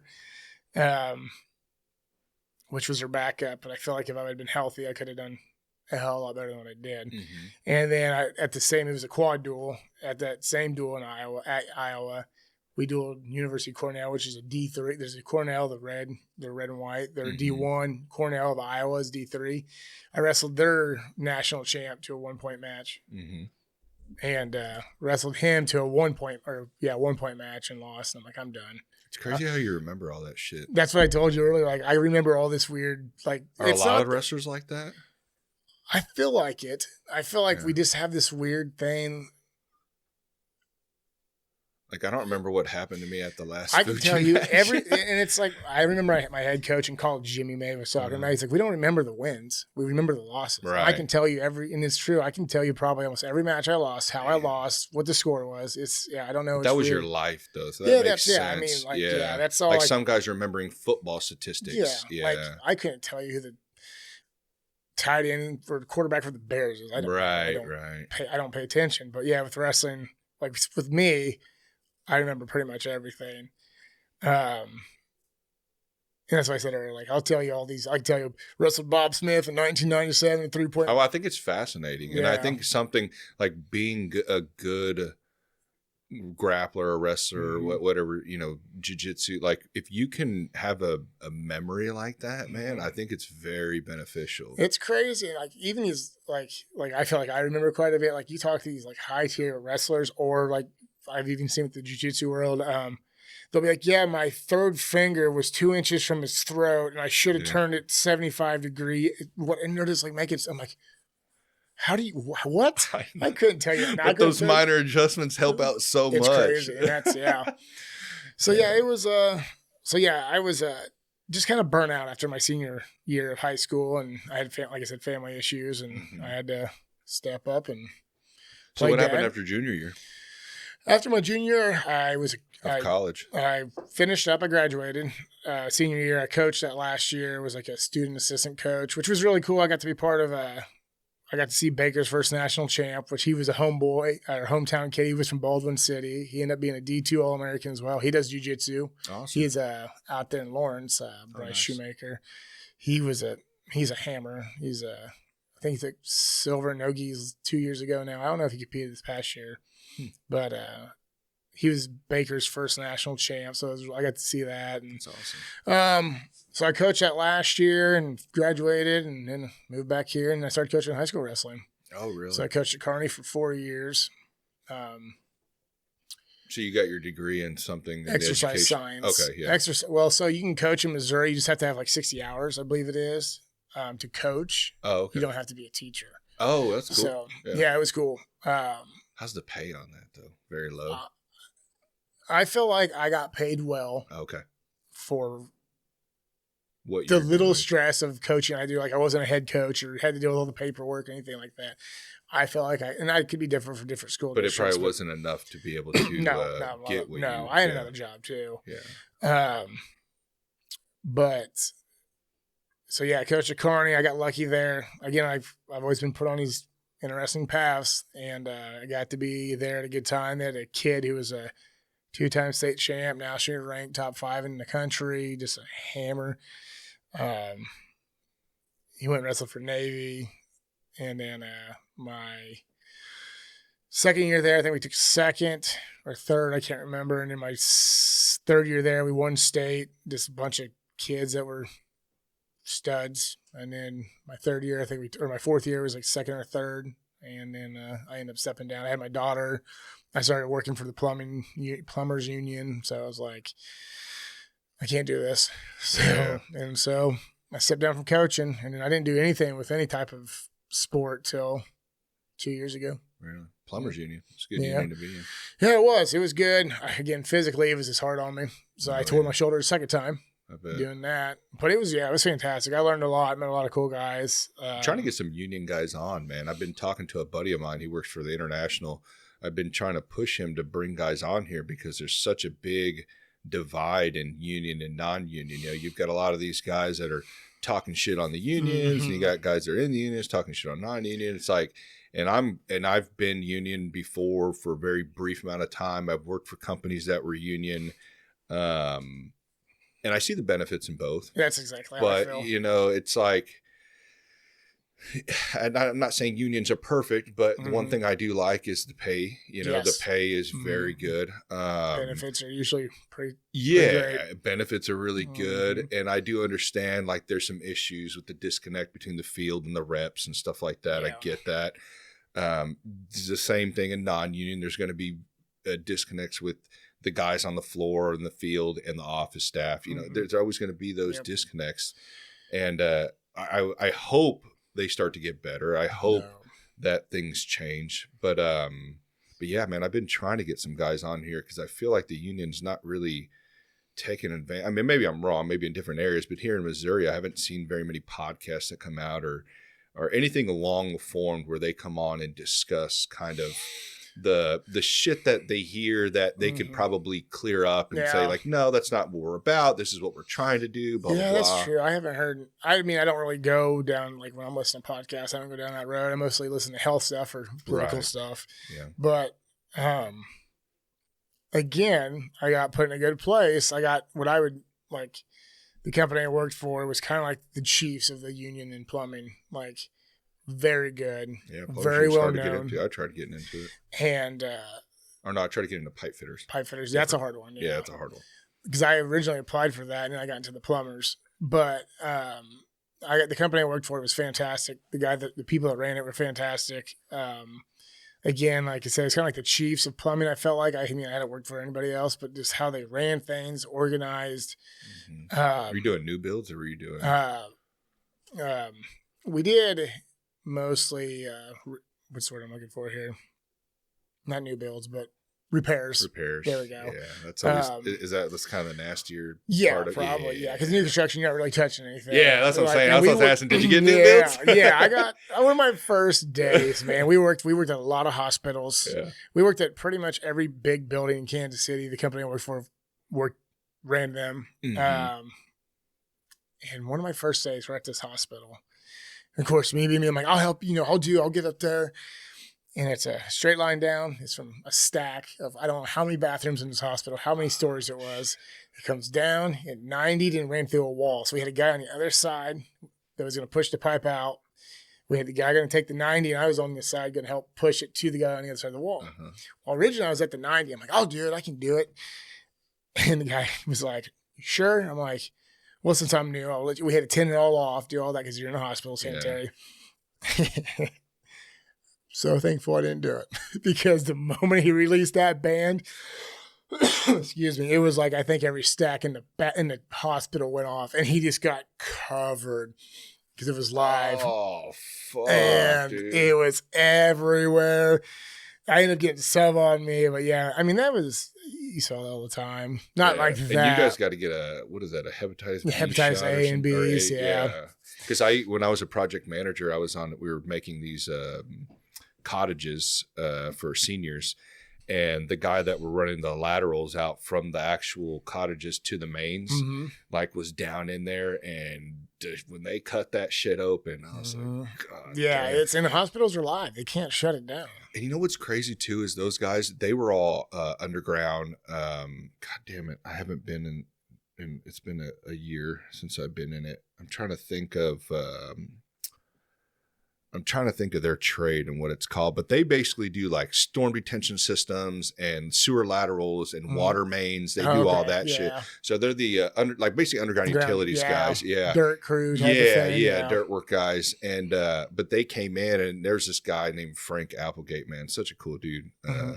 And he taught me a lot of shit. And he told me one time, he was like, dude, and he's a big, like, kind of country, looking dude, you know what I mean? So, he's not no fucking sissy or anything, and he was like, brother, I don't even drink the fucking city water, because it's like some of the shit I've seen in there, I was like, God damn, dude. I remember we were doing, I had to go help these guys out. So I was in my apprenticeship, and so I was always helping guys out, and had to go help out at this, like, kind of a private school deal. I'm not gonna say anything where it was at, but like, their line busted, and it filled up the whole basement. Like, Kim was coming out the door, so it's as tall as this room is, and get drained down. We look inside that water line. Yeah, you don't want to drink that water. All calcified and just weird shit in there, or like he even said, some of those sewer laterals that they open up, like there's fucking needles and all sorts of shit people flush down, and it's great. Like, they wouldn't even let me go down in that trench because I wanted to go down in there just to see. I mean, it was 14 feet down. It was fucking crazy. And they were like, nah, you got to have a hepatitis shot for that. So yeah, it was crazy. It was eye-opening. I mean, because I had done construction in that time frame from 18 to 21 before I moved away from Carney to Lawrence.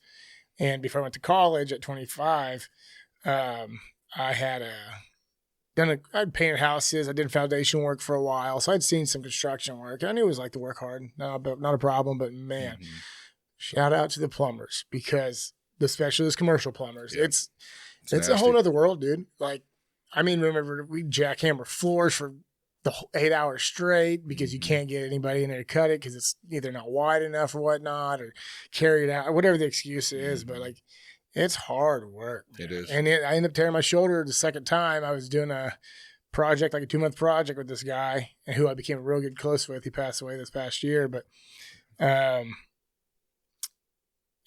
he had torn his shoulder, so he couldn't do much. So I was pretty much doing it myself, and ended up tearing my shoulder for the second time. And we just worked through it. And those guys are tough, man.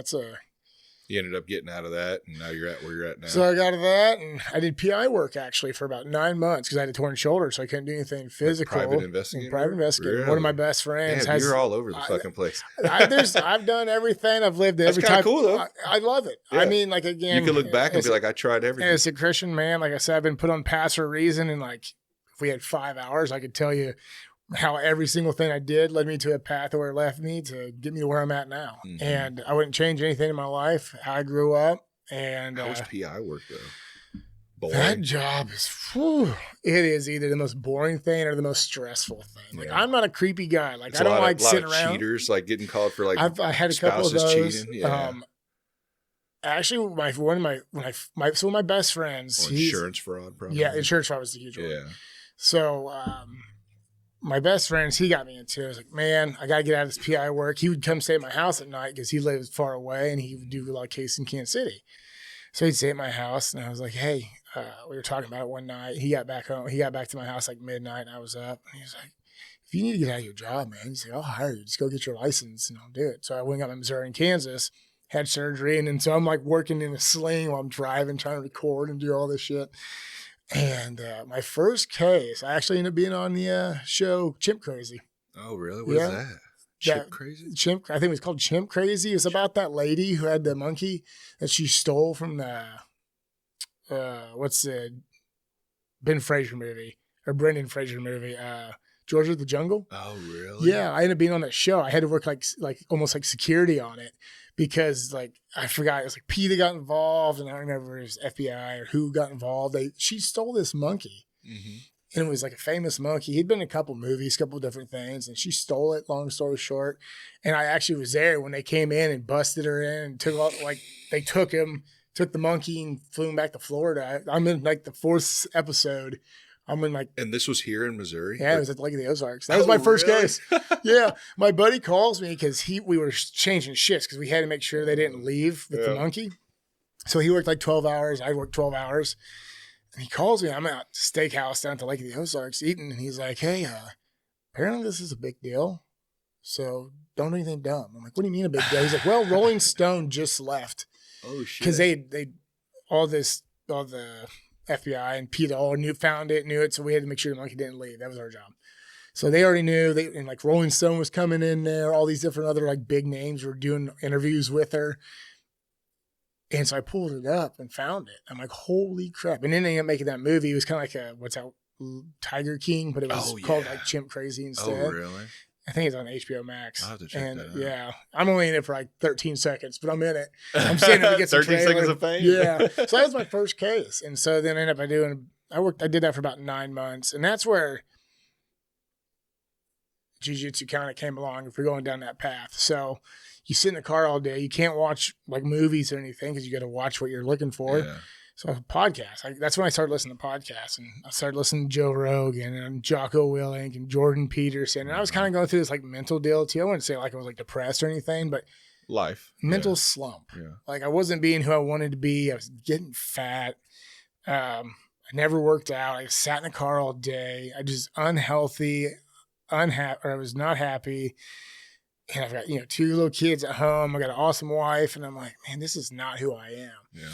And you almost feel kind of bad, don't you? Because you're like, man, I've got, my kids are healthy and I have a beautiful wife and all this stuff. And you're like, why am I not happy? Yeah. Like, what the fuck is wrong with me? And it was a me thing. And so heart disease runs in my family real bad. My dad died at 52 of a heart attack. My mom's dad was 38. And then my dad's dad had a heart attack. He was a little bit older. He's like 81. But heart disease runs in my family. I'm like, man, I've got these 2 kids. I got this awesome wife. I don't want to die young. It's coming up in my mid-30s. My mom's dad was 38. So I'm like, I'm kind of coming in on that time. I started seeing a heart doctor. So anyway, I had all this stuff going on. I started listening to podcasts, and they kept talking about, Jocko Willink's my hero. That dude's a stud. And he's like, you got to get out there. You can't make excuses. That type of thing. On the wall back there. Yeah, I saw that. He's the man. Love that guy. So really, he's a big push. But I learned about him through Joe Rogan, and so all the people that knock on Joe Rogan, props to Joe Rogan because he's introduced me to so much stuff. And I understand that he's big and he's done so much. So now it's kind of like, when you get really high in celebrity status and everyone just kind of comes after you. Yeah. But dude, I tell people all this time, one, he changed my fucking life. I started similar story, started feeling like shit, gaining a lot of weight, wasn't happy, trying to figure out what the fuck is wrong with me. You go to a fucking doctor and they're going to give you, not all doctors, but a lot of them, they're going to give you very vague information on what you can do to kind of alleviate things and then also try to put you on a prescription pill. Exactly. So it's like when I started listening to these podcasts like you were, it's like I'm learning all this stuff like I need to start implementing. And a lot of it is common sense. It is. But it's like I needed that figure or that push to tell me like, hey, go get this shit done. Stop being a pussy. Like, go do it. And like I said, being a wrestler, I come with an exercise science degree. I was a personal trainer. It was like I knew what to do, but like I needed that motivation. I needed a kick in the ass. Like it was just like like Jordan Peterson was really good. Like, get your life together, man. Go be a man, like type of thing too. And the long form conversation of it, I feel like it's not a 5-minute segment where it just kind of vague and it just hits you for a second, goes away. Like you're 2 hours deep into this shit. And then you're listening to 2 episodes a week or more, like me, I listen to every day. Yeah. So that's when I was a PI. That's all I did. And then I got introduced to Jocko Willink. So then I started listening to Jocko all the time. And I ran my first 5K after I got in my sling. when I was doing the PI because I'm like, I'm tired of this. And that's what I played in my ear the entire time I ran was good. Things aren't going your way. Good. Yeah. Get better. And that's what I played in my ear. And I still, to this day, when I'm getting towards the end of it, because I run about 3 5Ks a year, when I get towards the end, I hate running. I hate it. So when I get to that last tier, and I'm like, all right, I'm going to turn on the burners. I'm going to try to pass some people. And is that why you do it? Because you hate it? Yeah. Yeah. And so makes sense. I'll get on YouTube. I find that video and I just take off. And he's like, good. You're having a bad day. Good. Have a good, that type of mentality. But anyway, so when I was doing the PI work, that's what got me kind of changed. Like, again, I was put on a path that was not traditional, not where I never thought it'd be a PI work. And I listen to those podcasts, be like, I've got to do more. I've got to be better. Yeah. And that's what got me. I got a new job, working for the City of Liberty. The hours are great. I can take my kids to preschool or school before work, pick them up after work when the wife's out of town for work. I get more quality time with my family. That's awesome. I get time to train. I've got a gym in my house now. Like, I've got a full-fledged gym. Yeah, I've been seeing that. Yeah, You've been working on that. I've been busting my ass trying to get that thing set up. Yeah. I mean, I've got everything you need. Still cold as balls in there. Still cold as balls. We're going to work on that this year. I seen you said you got a heater though, didn't you? Yeah, I got a heater in there, but when it's 14 degrees or 10 degrees, it was the other day, it's 27. I think it's the warmest it's been. But did you guys insulate it? No, we haven't done any of that because I got to redo the paneling because it's kind of gotten rotten at the bottom. I noticed it. So that garage that you walk through, I have that small little space heater. It keeps it. I have a thermostat in there that keeps it at, on the really cold days, it'll get down to about 60, but usually hover, 55, I would say probably the coldest. But when I insulated it, I noticed like a 10 to 15 degree difference. Yeah, and after you saw that, me and my wife been talking about that. Like, and the roof, or the attic. If you have an attic over your garage, insulate that shit because that's where a lot of that stuff comes from. So like we just started changing things up, and I mean, and it's been cool because again, not your normal path, not a path I ever thought I'd be going down, but it got me where I'm working at now, which is fantastic. It gives me all the things I need for life, like, time with my family, take my kids to school, I get to train. I get up at 3:30 in the morning, I go out to the garage and I work out. Oh, you're but it's also I can't do after work. After work, I'm like, I want to go home, I want to eat, pick the kids up, hang out with them, hang out with the wife, and then go to practice. I've done both. I've done the 3:30, be at the gym by 4, be at work by 6. But man, that's a dark grind. That first week, it was hard. When I first started doing that, so I was working at a gym at that time, and like, especially when I was getting really hitting it for Worlds, I'd get up at 3:30, go to the gym, go home, shower, be at work by 7. I'd get off work, I'd go run 3 miles. I go sprint the stairs. My work is close to William Jewell. It's about a half a mile from my shop, so I go run that, about a mile. Run the stairs a couple times, that grueling shit, especially when it's hot out or when it's cold, or any other day it was 21, but had to be done. Come back, run back, and then I get home, I can shower, eat, hang out with my family, then we go to practice. But yeah, that's what so it's hard, but it's the best way to do it in the morning. So there's nothing in the way. And especially for an individual like you, there's always levels to it as well, but I feel the same way. It's like when you're sitting and you're just kind of stagnant, sometimes, man, like I feel the most unhealthiest. Like, don't get me wrong, I like to relax. Yeah. I do. I just got back from a 7-day cruise that I went on for the first time, and it was fun. But once it starts hitting that 6th, 7th day, it's like, all right, man. Like, and there was a gym there. I was working out in the gym on the boat. I think I went I think I only went like once or twice. They didn't have like a whole bunch, but it's like, I don't know, man, you start getting that itch, and it's like something, that little voice in your head. It's like, dude, you got to get back to doing some shit, man. I think there's a study came out last week or 2 weeks ago, because there's been a lot of talk with Robert Kennedy and the Baja movement, Make America Healthy Again. So I read a lot of stuff in general, but there's a thing came out that they're saying like Zone 4 training, that almost super intense, not Zone 5, but Zone 4, that real intense training is more beneficial than like taking SSRIs. And I'd have to find out where I saw that, what source it was. But I mean, we kind of know. I don't know what Zone 5 rolls at the end of the night would be, but the high you feel after that. Yeah, exactly. I mean, that's what got me hooked the first time. I don't feel that high as much anymore now that I'm used to it. But I remember my first jiu-jitsu class when I got to roll, and I didn't know what the fuck I was doing, but the mental and physical exhaustion I felt afterwards, I felt like a runner's high. I mean, I even told Jeremy, I was like, I'm fucking signing up like right now. He's like, really? I'm like, yeah, give me a year. I'm doing it, you know? But yeah, it's addicting. It is. And that's what I think with the jiu-jitsu and all these podcasts and kind of what correlating with the story with PI work is that's why it all kind of came together, is that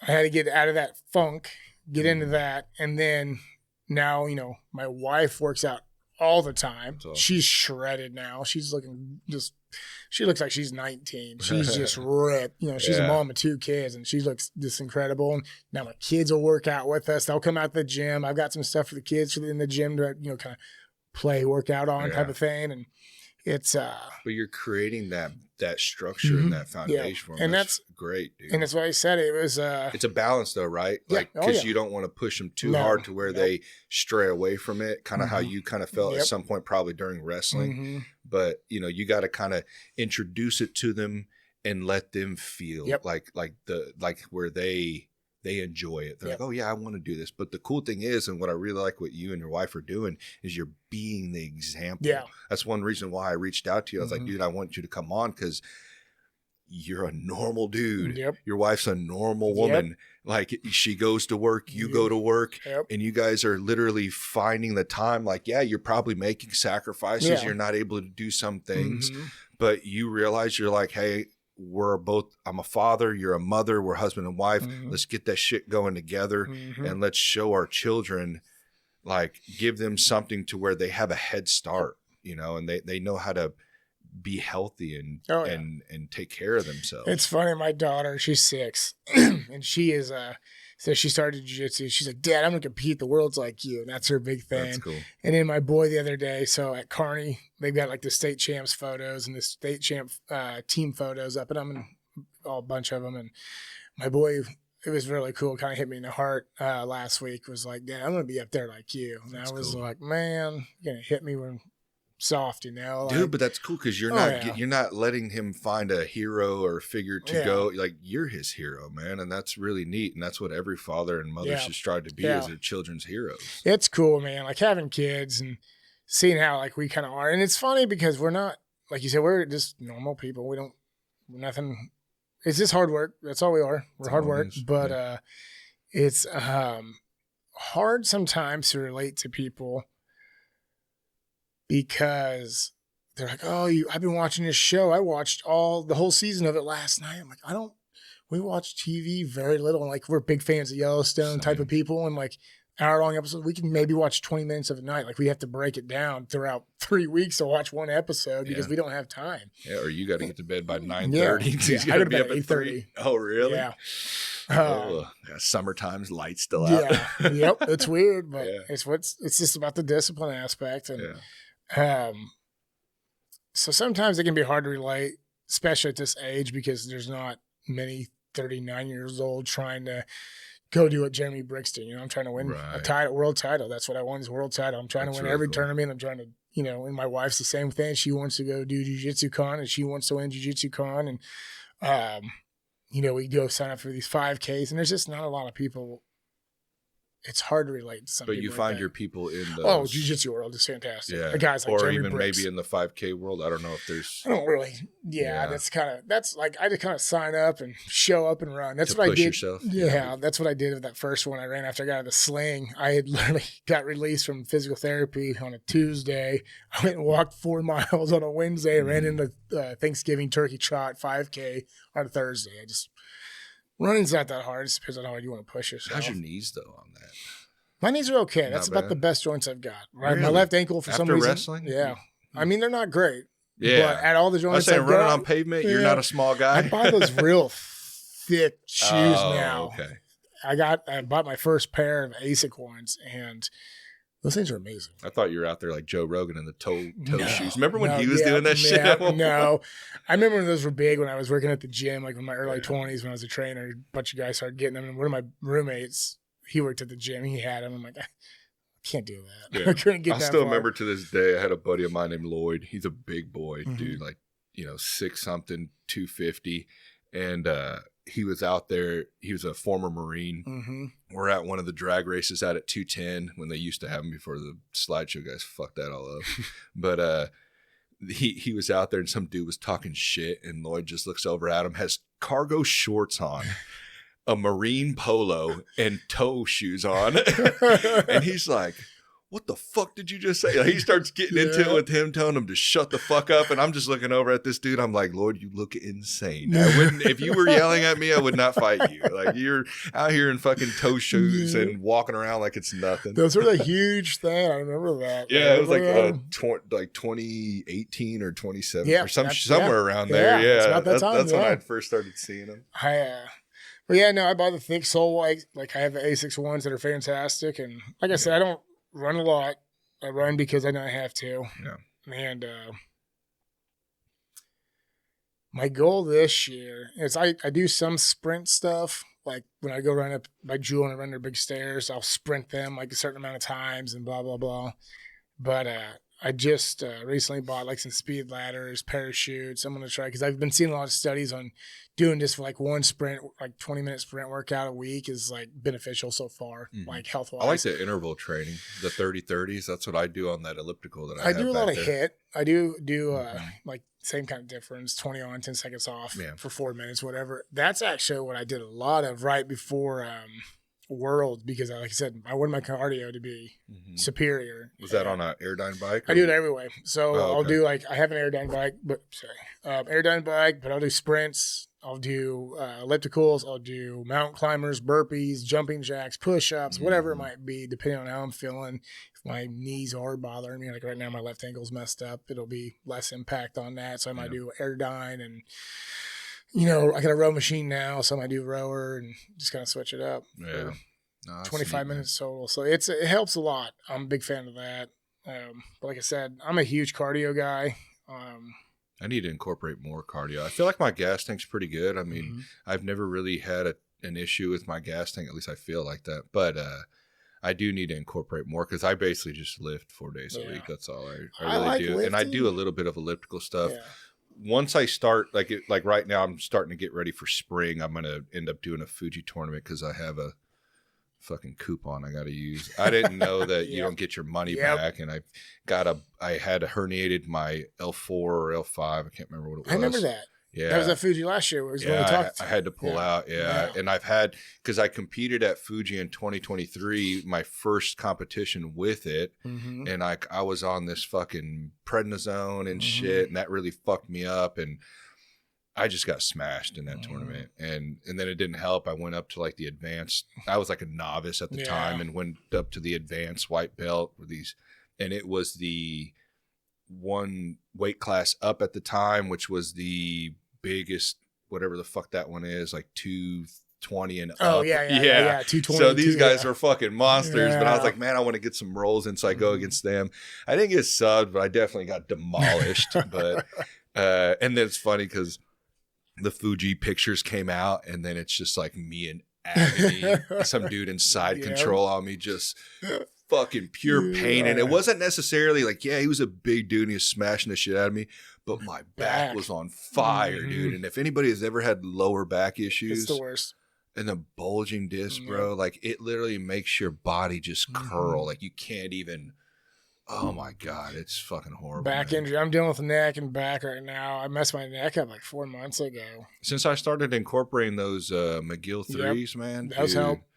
Thank God Luke showed me those, man, because and I need to get better at, like, I'll go on like a good amount of time incorporating them into my workout and then I'll fall off. So that's when I start to see shit starting to tweak is when I start falling off. But really just all core based exercises, man. Like that was since I started doing better on that, dropping weight, eating better. Then it's like, and not even really dropping weight, just cutting fat. Because I've floated always in the 200s.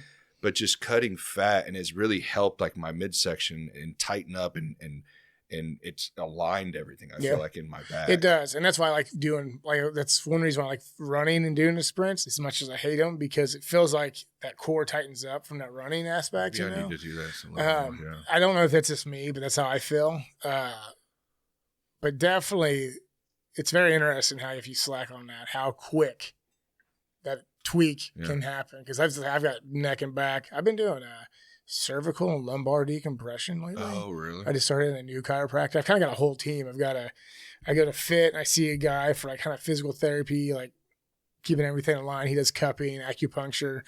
And since I messed this neck up and I've got the torn shoulder, we do different like kind of PT type stuff. James Regina does that too.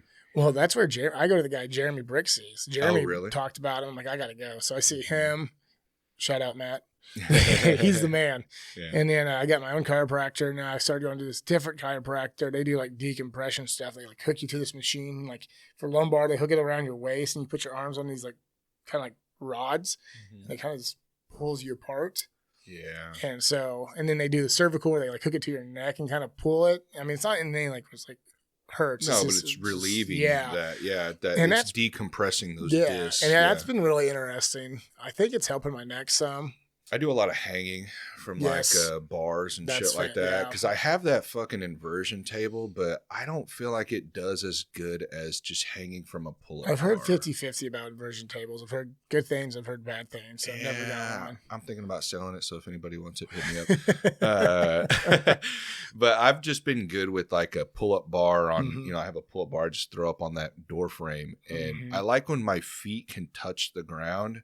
Because I don't like that impact of letting go and then slamming down. Yeah, I always try to warn dudes about that shit because I see people do it and I'm like, you're crazy. But just letting my feet dangle on the mat where they're barely tippy-toe touching and then just letting it all, just your hips. You can feel your hips just drop. Yeah, it's crazy. Dr. Peter Attia, I don't know if you've ever read his book, Outlive. He's got his own podcast. Name sounds familiar. I've probably heard it. Rogan multiple times. He's fantastic. I've started doing a lot of stuff. He's really big on like longevity as well, and he talks about like, hand grips and stuff. And that's one of his things. He's like, you should be able to hold your body weight for like 30 seconds on a pull-up bar. I think it's 30 seconds. And so I started doing that for that reason, for this hand strength. I used to do a lot of stuff for hand strength, and like static holds and stuff like that. Well, I've got, so like farmer's carries. Yeah, I love farmer's carries. And then I carries. started doing those hangs from the pull-up bar, and then I noticed how it kind of helped relieve my back some. So I started doing it because of that. I just bought them. I haven't used them yet. These monkey grip ropes. Have you seen those? I think I've heard of them. It's like a handle with a hole in it, and you can just wrap it around the pull-up bar with kettlebells or dumbbells, and it's like you're holding the rope. Oh, really? So it builds your hand strength that way. I actually haven't used them yet. I just got them. But yeah, I do a lot of hand strength. People sleep on that shit. If you get a hold of somebody's wrist or somebody's, lapel or something. That's what with the Ghee, like, so I haven't done Ghee since Ghee Worlds. And when I started going to Parada, I remember the first Saturday open mat, I did like 7 rolls. And by the 6th one, my hands, because they haven't been gripping Ghee, was so sore. I couldn't squeeze them. My forearms were burning so bad. I'm like, I got to get back to the Ghee and back to, really focusing on that hand strength because that means it changes a lot of things. Oh, it changes a lot. And, but nah, dude, yeah. I love that right now, like you spoke about the Maha thing and, health starting to come back, being more conscious about like there's natural routes we can go. Man, it's such a game. And I really hope that RFK is going to, be able to change a lot of things. And I understand it's a pipe dream, and I understand that the government's let us down so many times, but at one point I was so against, like, I just wanted everything to reset. I fucking hated government, dude, pretty much anarchist. And I was like, I didn't want to see the world burn. I just wanted it's like, if you're not helping us, then just fucking tear down everything that you guys have. Start it back up. And even then, I'm like, even if it starts back up, it's like that saying, absolute power corrupts absolutely. So someone worse could get in or, whatever. It could be the same shit. But now that I'm getting older and I'm starting to get involved more and actually instead of just bitching and complaining on the mics about things, it's like, well, if I'm going to live in this society, I have to somehow figure it out. And of course, my libertarians, no one believes in those. I know you're a big, so are you a libertarian? Because I'm pretty much, we post a lot of the same shit. Yeah, I view with them, Dave Smith is like, I love like Dave Smith, how Ron Paul is to Dave Smith is to me. That's how I feel too. And so 98% of things he talks about, I agree with. Yeah. There's very few things I feel exactly the same. And also, and you've seen that sway in this election too, because, you know, as libertarians, there's a divide also, you know, in that group. And I never thought I'd see myself vote for Trump. I never would have thought. Same. I was against him at the beginning. It's not that I necessarily thought he was some Nazi or whatever that people were proclaiming him to be. I don't know him, you know, as a person, but I was like, God, this guy's not going to fucking do it. Another celebrity trying to be a president. Yeah.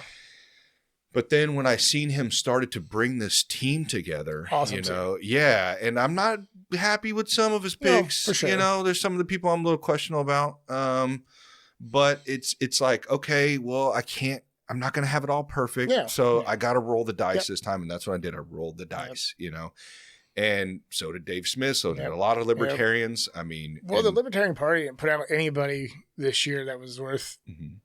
I don't even know who it was. I didn't even know either. Dave Smith talked about that. He was like, "Who the hell was that presidential I looked him up or candidate?" I looked at his stuff and I was like, "No, Like he was mostly like a left side type of guy.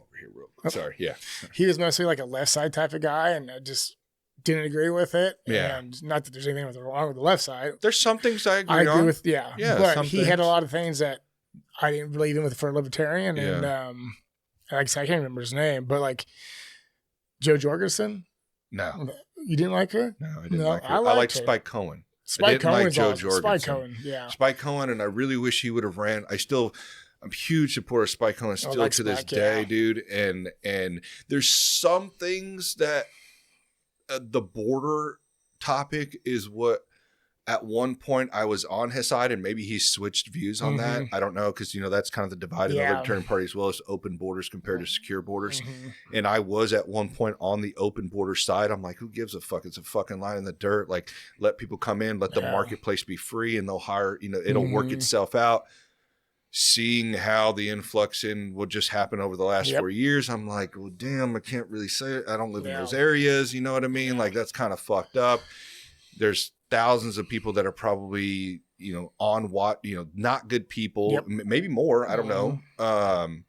So that has to be looked at. I'm not the best to know what that solution is. I would say there probably has to be a more secure border than what we had. And also we should probably look for the process in obtaining a visa. Why is that such a slow process? Is there a reason behind that? Why does it cost so much? Why is there so many, you know, when I talk to people that aren't from here, they've explained to me the process is horrible. So can we figure that out? I work with a guy now that's going through that same thing. He's been here since he was 3. And it's, I'm guessing he probably has the DREAM Act then, if he's been here that long. I think I think so. I haven't got super into detail with him about it, but I kind of try to break down how government should be as like your house. Like, right, you should have somebody running the household, making sure everything's, you know, kind of like the husband takes care of the house, make sure it's standing strong, furnace is working, water's running type of thing. Right.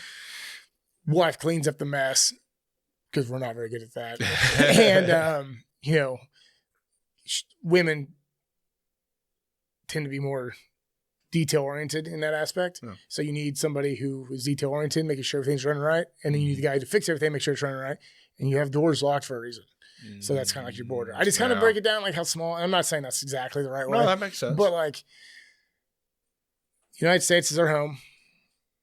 It's got to be secure. Yeah. There's borders for a reason. There's always been borders for a reason. So that's why I kind of see that aspect. Now, you should always invite people over. Yeah. You should have people over. You might even have somebody stay. Maybe you got somebody who, you know, like I was talking about being homeless, and then we were in high school. I had a buddy who was homeless at the same time, and had somebody invite him in, and he lived with them. You know, maybe you invite those people over. That's what I said too. So, it's like, if you feel so compassionate about it, and this is what I try to tell people. I'm not meaning, not in like your actual house. I mean like America or stuff. Like, there's people over there that need help, and they're good people. But at some point, I feel like everybody, this is my thing. Everybody wants laws until the laws don't help them. Yeah, exactly. Okay. And it's like, and this is why I always tell people, more people are libertarian than what they think. I don't know why they think that they have to line with blue or red. Shows just how corrupt the system is when even libertarians aren't even invited to the actual debates and shit like that. Like, you're only given really 2 choices. So I guess I can't blame them if that's all you're really shown. That's done on purpose. But yeah, exactly. And it's like, guys, if you are upset about laws, then stop trying to create more, okay? Because just because they benefit you, you're going to find someone else who's disgruntled. You're going to have division. The government should be so small that it doesn't matter necessarily to a point who's in there, okay? Yeah. There should be certain things that they focus on, which is, you know, security for, you know, their citizens and, you know, making sure, you know, streets are plowed and all, you know, shit's maintained and blah, blah, blah. Because even me, I'm not against like taxes. I'm more of against how much they tax. And what they spend it on. What they spend it on. Like if my shit was going to great places and I could see the actual benefits from it, then And people could say, whoa, look at your roads, your schools and blah, blah, blah. Have you seen the conditions in a lot of those things? Yeah, exactly. Not good. Not very great. Yeah. And that's my thing is I think there needs to be a reset and a revision on a lot of these things. And yeah, just everybody just upset with one another because Big Brother isn't doing what they feel like for them, or they're doing for these people and they don't agree with it.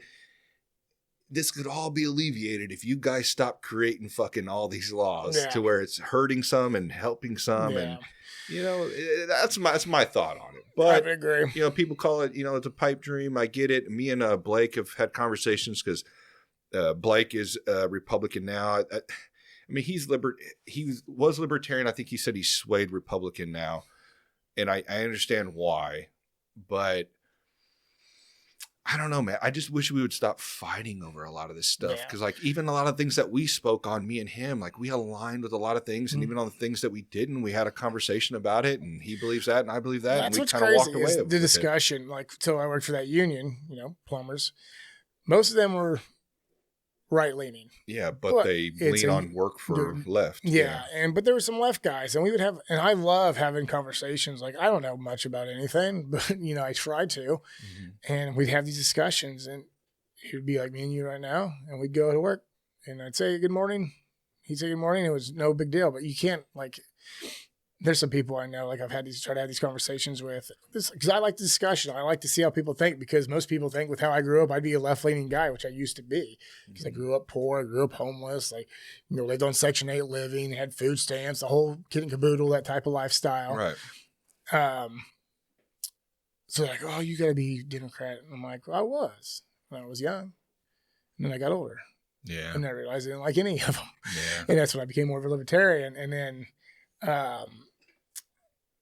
but like, you can't have that discussion with people because they get mad. I'm like, why are we mad? Like, you see one thing your way, I see a thing my way. Let's talk about why we see it that way. Do you feel like it's only a certain amount? Like, I don't feel like it's a lot more people than what the media makes it out to be. I don't think so. I feel like there's a lot more level-headed. There is. I see mostly people just say, I don't really know. Like, that's mostly what I see. It's confusing now because there's so much thrown at you every day. Like, I try to do this, like, I try to get out of politics. I try not to read anything. Like towards the election, I already knew who I was voting for, didn't care.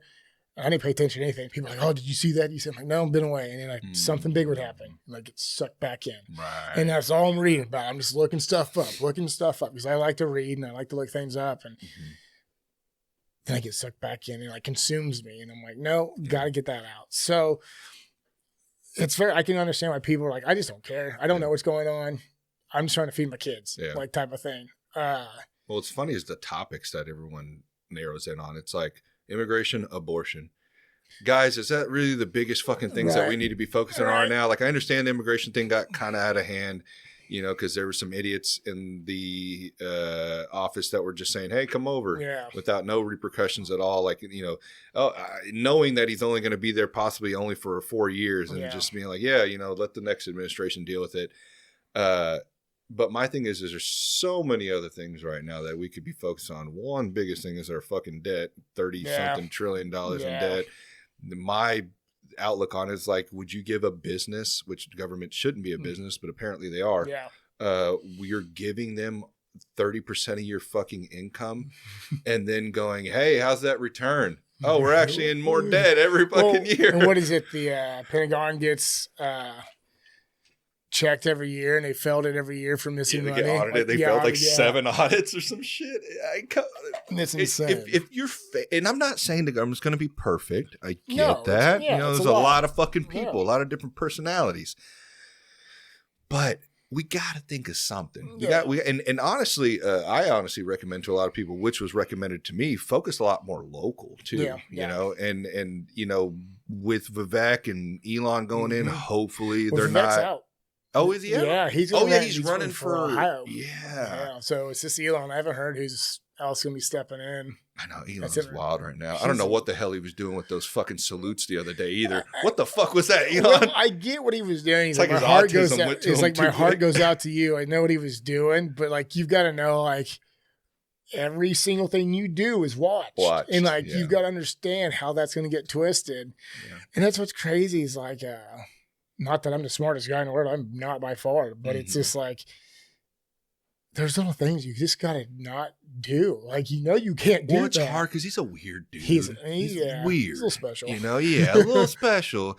And it's like, I don't know. Yeah, I don't know what the fuck he was thinking, but I think it's a little crazy. And I've tried to explain to some other people. It's like, well, if Biden had done that, the Republicans would be all over his ass as well about it. So, all right, guys.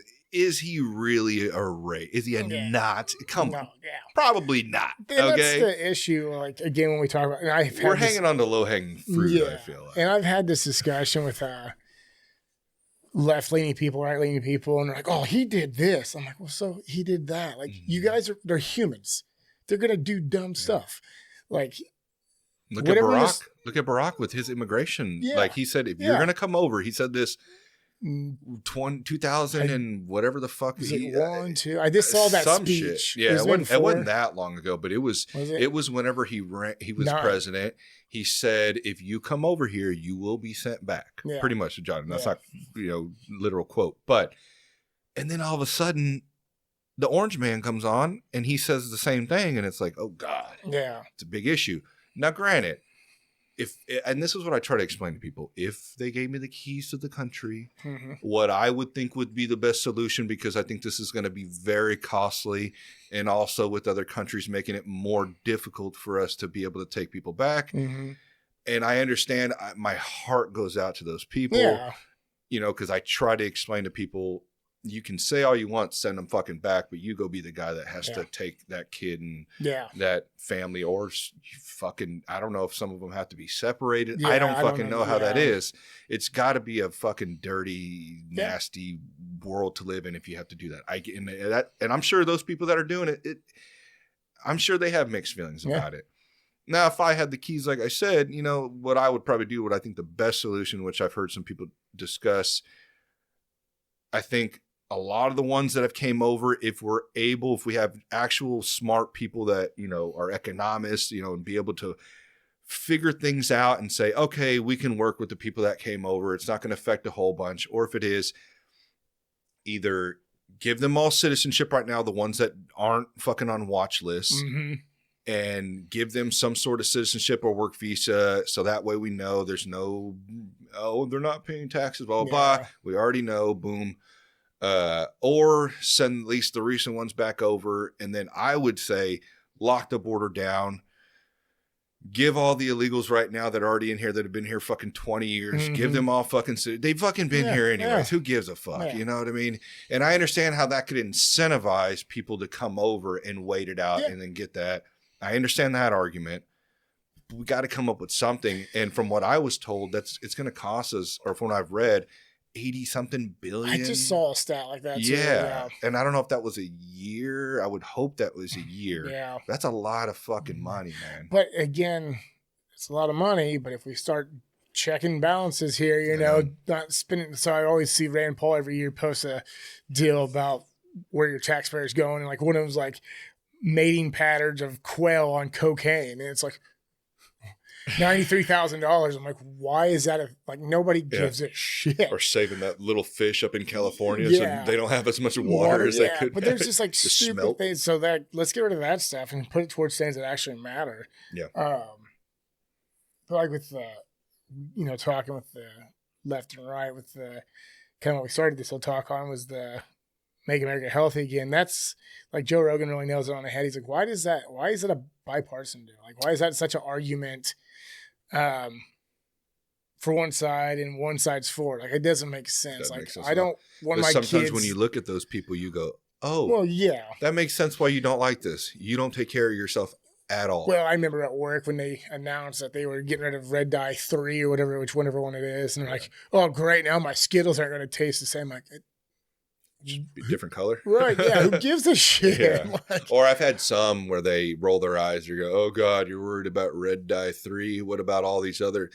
I hope they go after that shit too. You got to start somewhere. Yeah.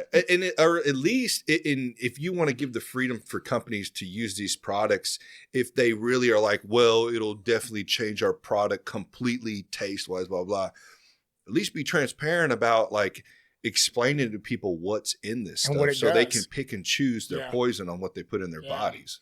Well, You it's know? like, Or if it's not needed, what the fuck? What do I care if my Fruit Loops are this color and No. bland? well, now My that, kid doesn't like, give a fuck. I remember there was I think Aldi's posted it, like a meme or something, or like, yeah, they're getting rid of this stuff in 2024. We've been doing this since 2015. It's like they've been making their stuff out of beet juice and carrot juice and all these different healthy ways to make your food look pretty. Like, Yeah. why is this not working? And then like I listened to Casey and Kelly Means, Yeah. and Calories, yeah. they were talking about there's only 400 ingredients. I forgot what the year was. We'll just say 2000. There was only 400 ingredients in America, and now it's like 10,000. I think they're FDA approved, and now there's like 10,000, and Europe still has 400. And Oh, we yeah. see There's 10,000 chemicals in our food. something Yeah, yeah. crazy like that. Again, I'm kind of big talking here. I'm not sure the exact statistic, but No, but I always tell this to people whenever they hold, like, oh, you're on camera, you need to know. How the fuck are we supposed to I know can't every remember. I'm goddamn not- thing on here? I'm a city Go worker. look it up. Yeah, go look it up. Yeah. You know what I mean? You got Google. Yeah, exactly. You got a phone. We have a fucking Right? laptop in our Yeah, hands yeah. constantly. Like I can't like when Joe Rogan or whoever I'm listening to, they start listing off all these stuff. I'm like, how do you remember that? Like I try to remember stuff. telling Like I'm me. listening to a book about it's called What Lies I Told in Medical School or What Lies I Was Taught in Medical School. I'm trying to listen to that. I'm trying to listen to Joe Rogan's podcast. I'm trying to watch So jiu-jitsu much videos. content. It I'm almost like, becomes a full-time job. I can't. And that's what when I have these books. I'm listening to these books. I listen to them at work, but I can't remember all the information because I'm working while I'm doing it. So it's like it might be loud or whatnot, but I'm trying to catch some stuff. Yeah. So I can go back and be like, all right, what are they talking about that? And I can go back and look it up. But I know, but isn't that the problem then? Is that why? And I understand we live in a society of 300 and something million people. I get that. But goddamn, like, can't you guys somehow, you're the government, you're supposed to be looking after the people.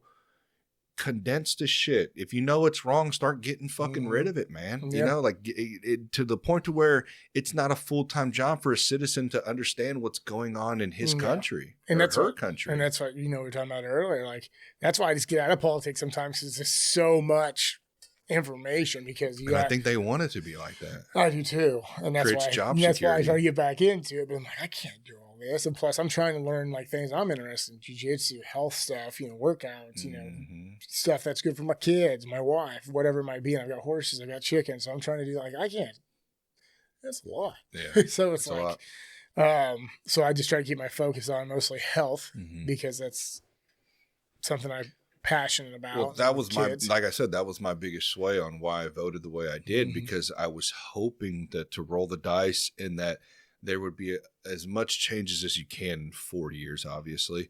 But and Casey and Callie Means really opened up my eyes as well. I watched them on Rogan. I Yep. watched them on, they were on a couple of other podcasts I had watched on too, but I watched multiple, and what they were discussing.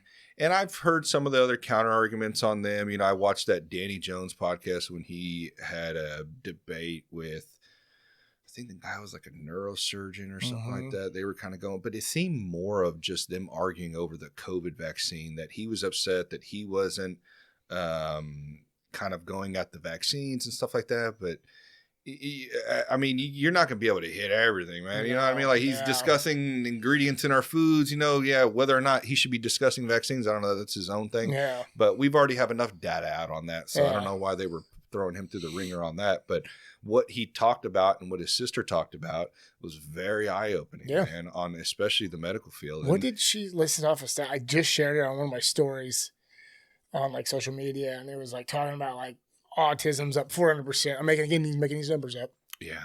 But it's like something's like 400%, ADHD's 200%, something's like 110%, like just insane astronomical numbers. And you're like, yeah, vaccines went from like 7 to fucking 30 or 40 something, however many we have now. Yeah, I can't even remember. 20. So I don't. It's a lot. Yeah. Why is it increasing? Are they needed? Yeah. Are these things as universal as we think they are, or are there a lot of people that are not taking well to them? Yeah. The same with food. There's probably some dude that can live to 120 living off McDonald's. Yeah. Maybe he can. Donald Trump. Yeah, exactly. Donald Trump. Look at him. Diet Coke and McDonald's. Yeah, but he also has a lot of money to be able to probably get the medical care to keep him living. Yeah. And he would be a lot healthier if he didn't. Yeah. But what the cool thing is with him is that he probably knows that he's not the healthiest person in the world, and you have the choice, as long as you're not, juicing off, other people's tax dollars on it. You have the choice to be that way. It's your body. I get that. But my thing is I would like it to become more of a trend, especially with young ones looking up to some of these public figures.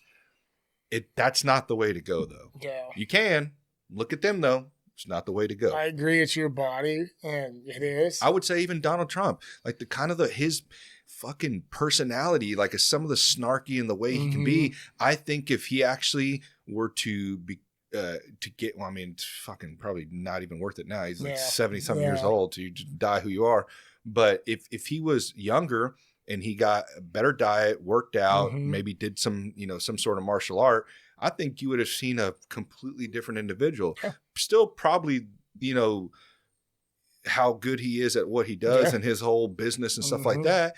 But he'd probably be a lot more humble and a little more different on kind of how his personality kind of get knocked down into the reality type of thing where he's like, all right, I'm doing well. But or even just cognitively. Like when I listened to him on Rogan, he just a lot of circles, which I'm not saying I'm the best conversation, like conversationalist, but you would think at that level and how much, but maybe age is a factor, and, all sorts of different things. The thing that bothers me is like, kind of what you branched off. You said your body, you can do what you want. And it's true. Do your thing. It's the kids.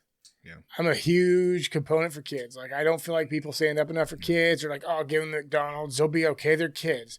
Oh, they don't need to work out. They're kids. They don't need to do this. They're kids. They can play on their laptop all day. They're kids. I'm like, oh, that drives me nuts. Yeah. Like, that is one thing because you're seeing so many like different disease or, situation where they're getting diabetes and all this, obesity, diabetics. The big talk now is the type 3 diabetes they're starting to see, which type is 3. It's kind of like what do they call it? It's kind of like a pre-dementia. I'm like, really? Man, I'm gonna mess this up. That's all right. But there's look it up. There's a lot of talk about it going on because you're starting to see kids get these patterns of what you wouldn't normally see till they were like 50, 60 years old, because something to do with eating habits and whatnot. Like Casey talked about that dementia and how that's kind of the same thing. Yes, I think they're calling it type 3 diabetes now. But anyway, it's crazy because type 2 is preventable. There's so much. It's preventable, and that's what I have. Like again, I'm very do what you want to do. It's your life. I don't give a shit. But when it comes to kids, like you can't be like this worthless, just non-caring human being and raise this kid to be the next president or, astronaut on the moon type of thing. Like, you've got to be a role model. You got to do the right things. And there's so much information out there. Like, there's no excuse in my book. Like, no different than I did when I was going through that mental little slump. I found different outlooks or, outways with Peterson, Rogan, Jocko, all that. And I bettered myself. There's no excuse that you can't go to the library, get a free book. You can't go listen to a podcast on health information or whatever it might be. Like there's just, there's too much now. Yeah. Too much. I don't care what your income is. You can be poor, library's free. Right. You can have, everybody has a phone. I understand there's people homeless people have phones. Yeah, bro. I see dudes out on the street with phones. Like I grew up, I didn't have a TV growing up. We didn't have a home phone growing up. Like again, I talk about when I'm poor, we were dirt poor. Yeah. And so I get it, but nowadays it's everywhere. There's, the tools are everywhere. Yeah, when you don't want to take care of your kids and you're letting them sit on the couch and they weigh 300 pounds at 12 years old, it drives me nuts. Yeah. I can't. And they're gonna fight you. My kids do it nowadays, I'm not a saint at being a parent at all. There's times when I find them on their tablets too much or watching TV too much. But the good thing is that either me or my wife will go in there and she'll be like, or I will, hey, you guys got to get off. Yeah. You guys got to go outside. You guys got to do something else, draw, do something. Are we going to have those days where they're on it a little too long? Yeah. Yes, but you have to check yourself. Yeah. You got to go, oh, damn, they were on their fucking TV, watching TV all goddamn day Saturday. We got to do something tomorrow. Yeah, you know? for sure. And it's anything. You're going to have like a cheat day, right? You're going to have that bad day. Yeah. But when a bad day becomes a habit, that's the problem. Yeah. So, yeah. And you can see it like physically on if your child is in 5th grade and he or she is 200 pounds, to me, that's child abuse. It is. And that's what I said. I get and I'm not trying to be fucking harsh because I know a lot of people that have overweight kids. Yeah. But don't tell me it's genetic. Yeah. Don't tell me that, oh, I don't know. You know why. Yeah. Okay. And you've given that child a delay or a harder path at life. Yeah. Well, and then for me, and this is where I'll get soft-hearted, is like longevity is not on my side of the family, like men's. So I'm watching out for my boy. Like, I'm doing things right. I'm doing the things I want them, because I don't want them to have to be dealing with this when they're 30, 40, 50, whatever it might be. So I want to put them on the best path forward. I want them to learn to like their fruits, like their, vegetables, like their proteins. Right. Not just want pizza and mac and cheese all day. So I'm very going after it before it happens type of thing. Like I don't want that kid to be 36 years old and he's got type 2 or whatever diabetes or whatever health issues because his parents didn't do the right thing. That's not fair to the kid. Yeah. They're going to eat what you eat. Kid doesn't know. Yeah. You know. Yeah. And that's where I have a problem. Like, again, you can go suck down that soda pop. You can go eat that candy, go to the McDonald's, do whatever. I don't care. But that kid, it's different. And that's where I have an issue. And that's like, I get a little more passionate. I'm real passionate about kids, especially having 2 of my own. Changed my life, having kids, change your life, changes your perspective on things. Nothing else matters. Atomic bomb goes off. As long as your kids, you don't care type of attitude. And when I see these sad stories about whatever it might be, but we're talking about the health aspect, like it gets me kind of fired up because they're like, oh, they're just going to sit at home. They watch TV. I'm like, go do something. Go walk. Get them in a sport. Go do soccer. Every kid loves running around kicking a ball. Yeah. And if they don't, then make them do it anyway. Because there's things in life that you're going to do that you don't want to do. So you got to learn to deal with it. Yeah, and the problem is, it's like you have the time. And don't get me wrong, I know there's a lot, like some people have to work 2 jobs. My mom worked 3 jobs. I get it. But, there's plenty of organizations here that you can get them into sports. And you can figure out how to get them to where they need to be or what they need to do. I mean, even there's home workouts, man. Like what was it? You don't even need weights. Jocko, or was it David Goggins? You got a floor? Yeah. Push-ups, squats, sit-ups, lunges. I mean, what were you guys doing in wrestling? Yeah, you guys are probably lifting weights, but it was probably a lot of body weight exercises. So, wasn't it? like in kids growing up, you always were doing push-ups, sit-ups, squats, jump up, burpees, monkey rolls. I started lifting weights when I was in 6th grade. We had went to a garage sale and found my dad wasn't dad of the year by any means. Like I said, we didn't even talk like the last 4 years of his life, but he was so good at being a coach. He never wrestled in his day in his life, but was one of the best wrestling coaches I've ever had. Really? Like so good. He was a state champ. He was undefeated state champ in track. He was a running guy. As you can tell, I'm not. But he was really good at watching things and learning from them. And so we went to a garage sale and we got this. I think actually somebody gave it to us. It was the old concrete plates. You know what I'm talking about? Like they're lined with plastic, but their insides are concrete. Oh, yeah. The black weights or gray. This was gray, yeah. And we didn't have much, but he made workouts for me. And so in 6th grade, I had to work out 2 to 3 times a week down in the basement. That's good. And I'd do calf raises with a piece of little square 2x4. And then he would make me do push-ups, and I'd do like a bench press, and I'd have to do a squat. And so I started lifting in 6th grade, and then we worked out and lifted weights 7th and 8th, and then all through high school. Yeah.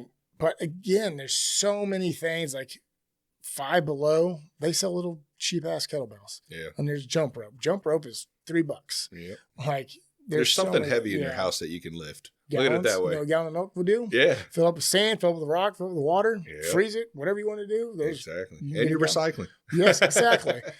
So that's where that's why I have a hard Yeah. time with the kid stuff. That's where I'm kind of passionate. Like, I know, man. It's sad, and I hope that this new trend, hopefully takes. I think it is, though. I mean, when I go to the gyms, which is every now and then, I'll go with a buddy of mine to a gym, and I'm seeing a lot of younger people there. Like when I was in high school, we didn't go to the fucking gym. We worked out in weights in high school. the or whatever thing that sport. impresses me off that subject is, and this is where I think we're seeing a change in culture.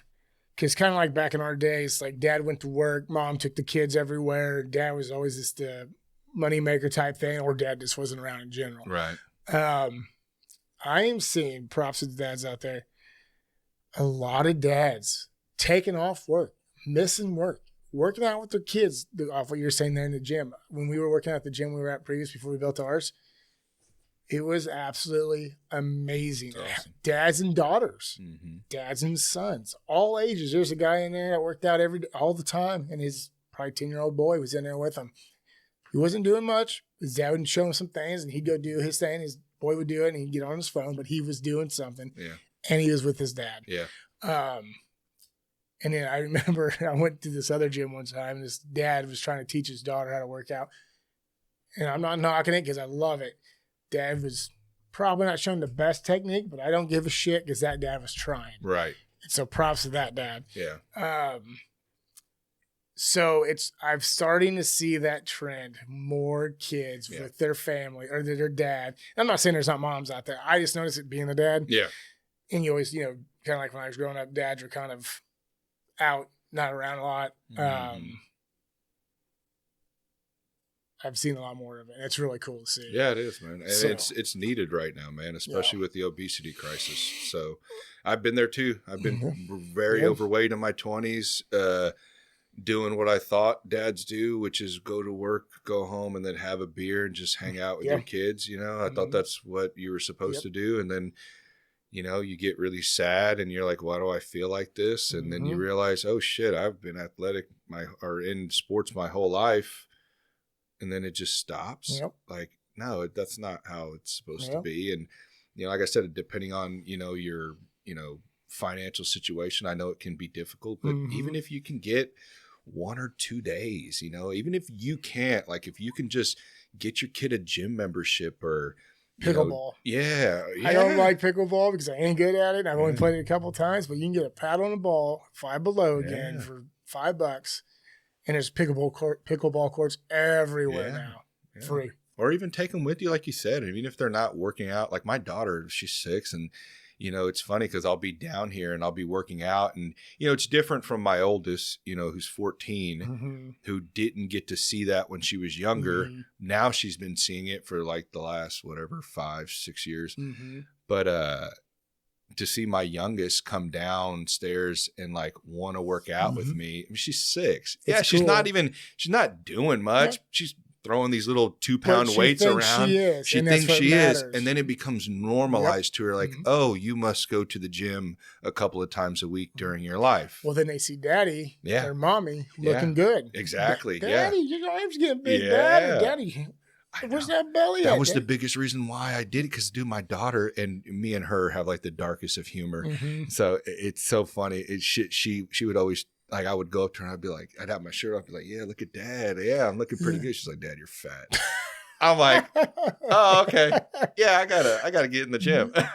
And after you hear that so Yep. much, it's like, oh, I see why, a little bit of bullying helps sometimes, And kids are honest. They're going Mhm. to tell you how they feel, Yeah.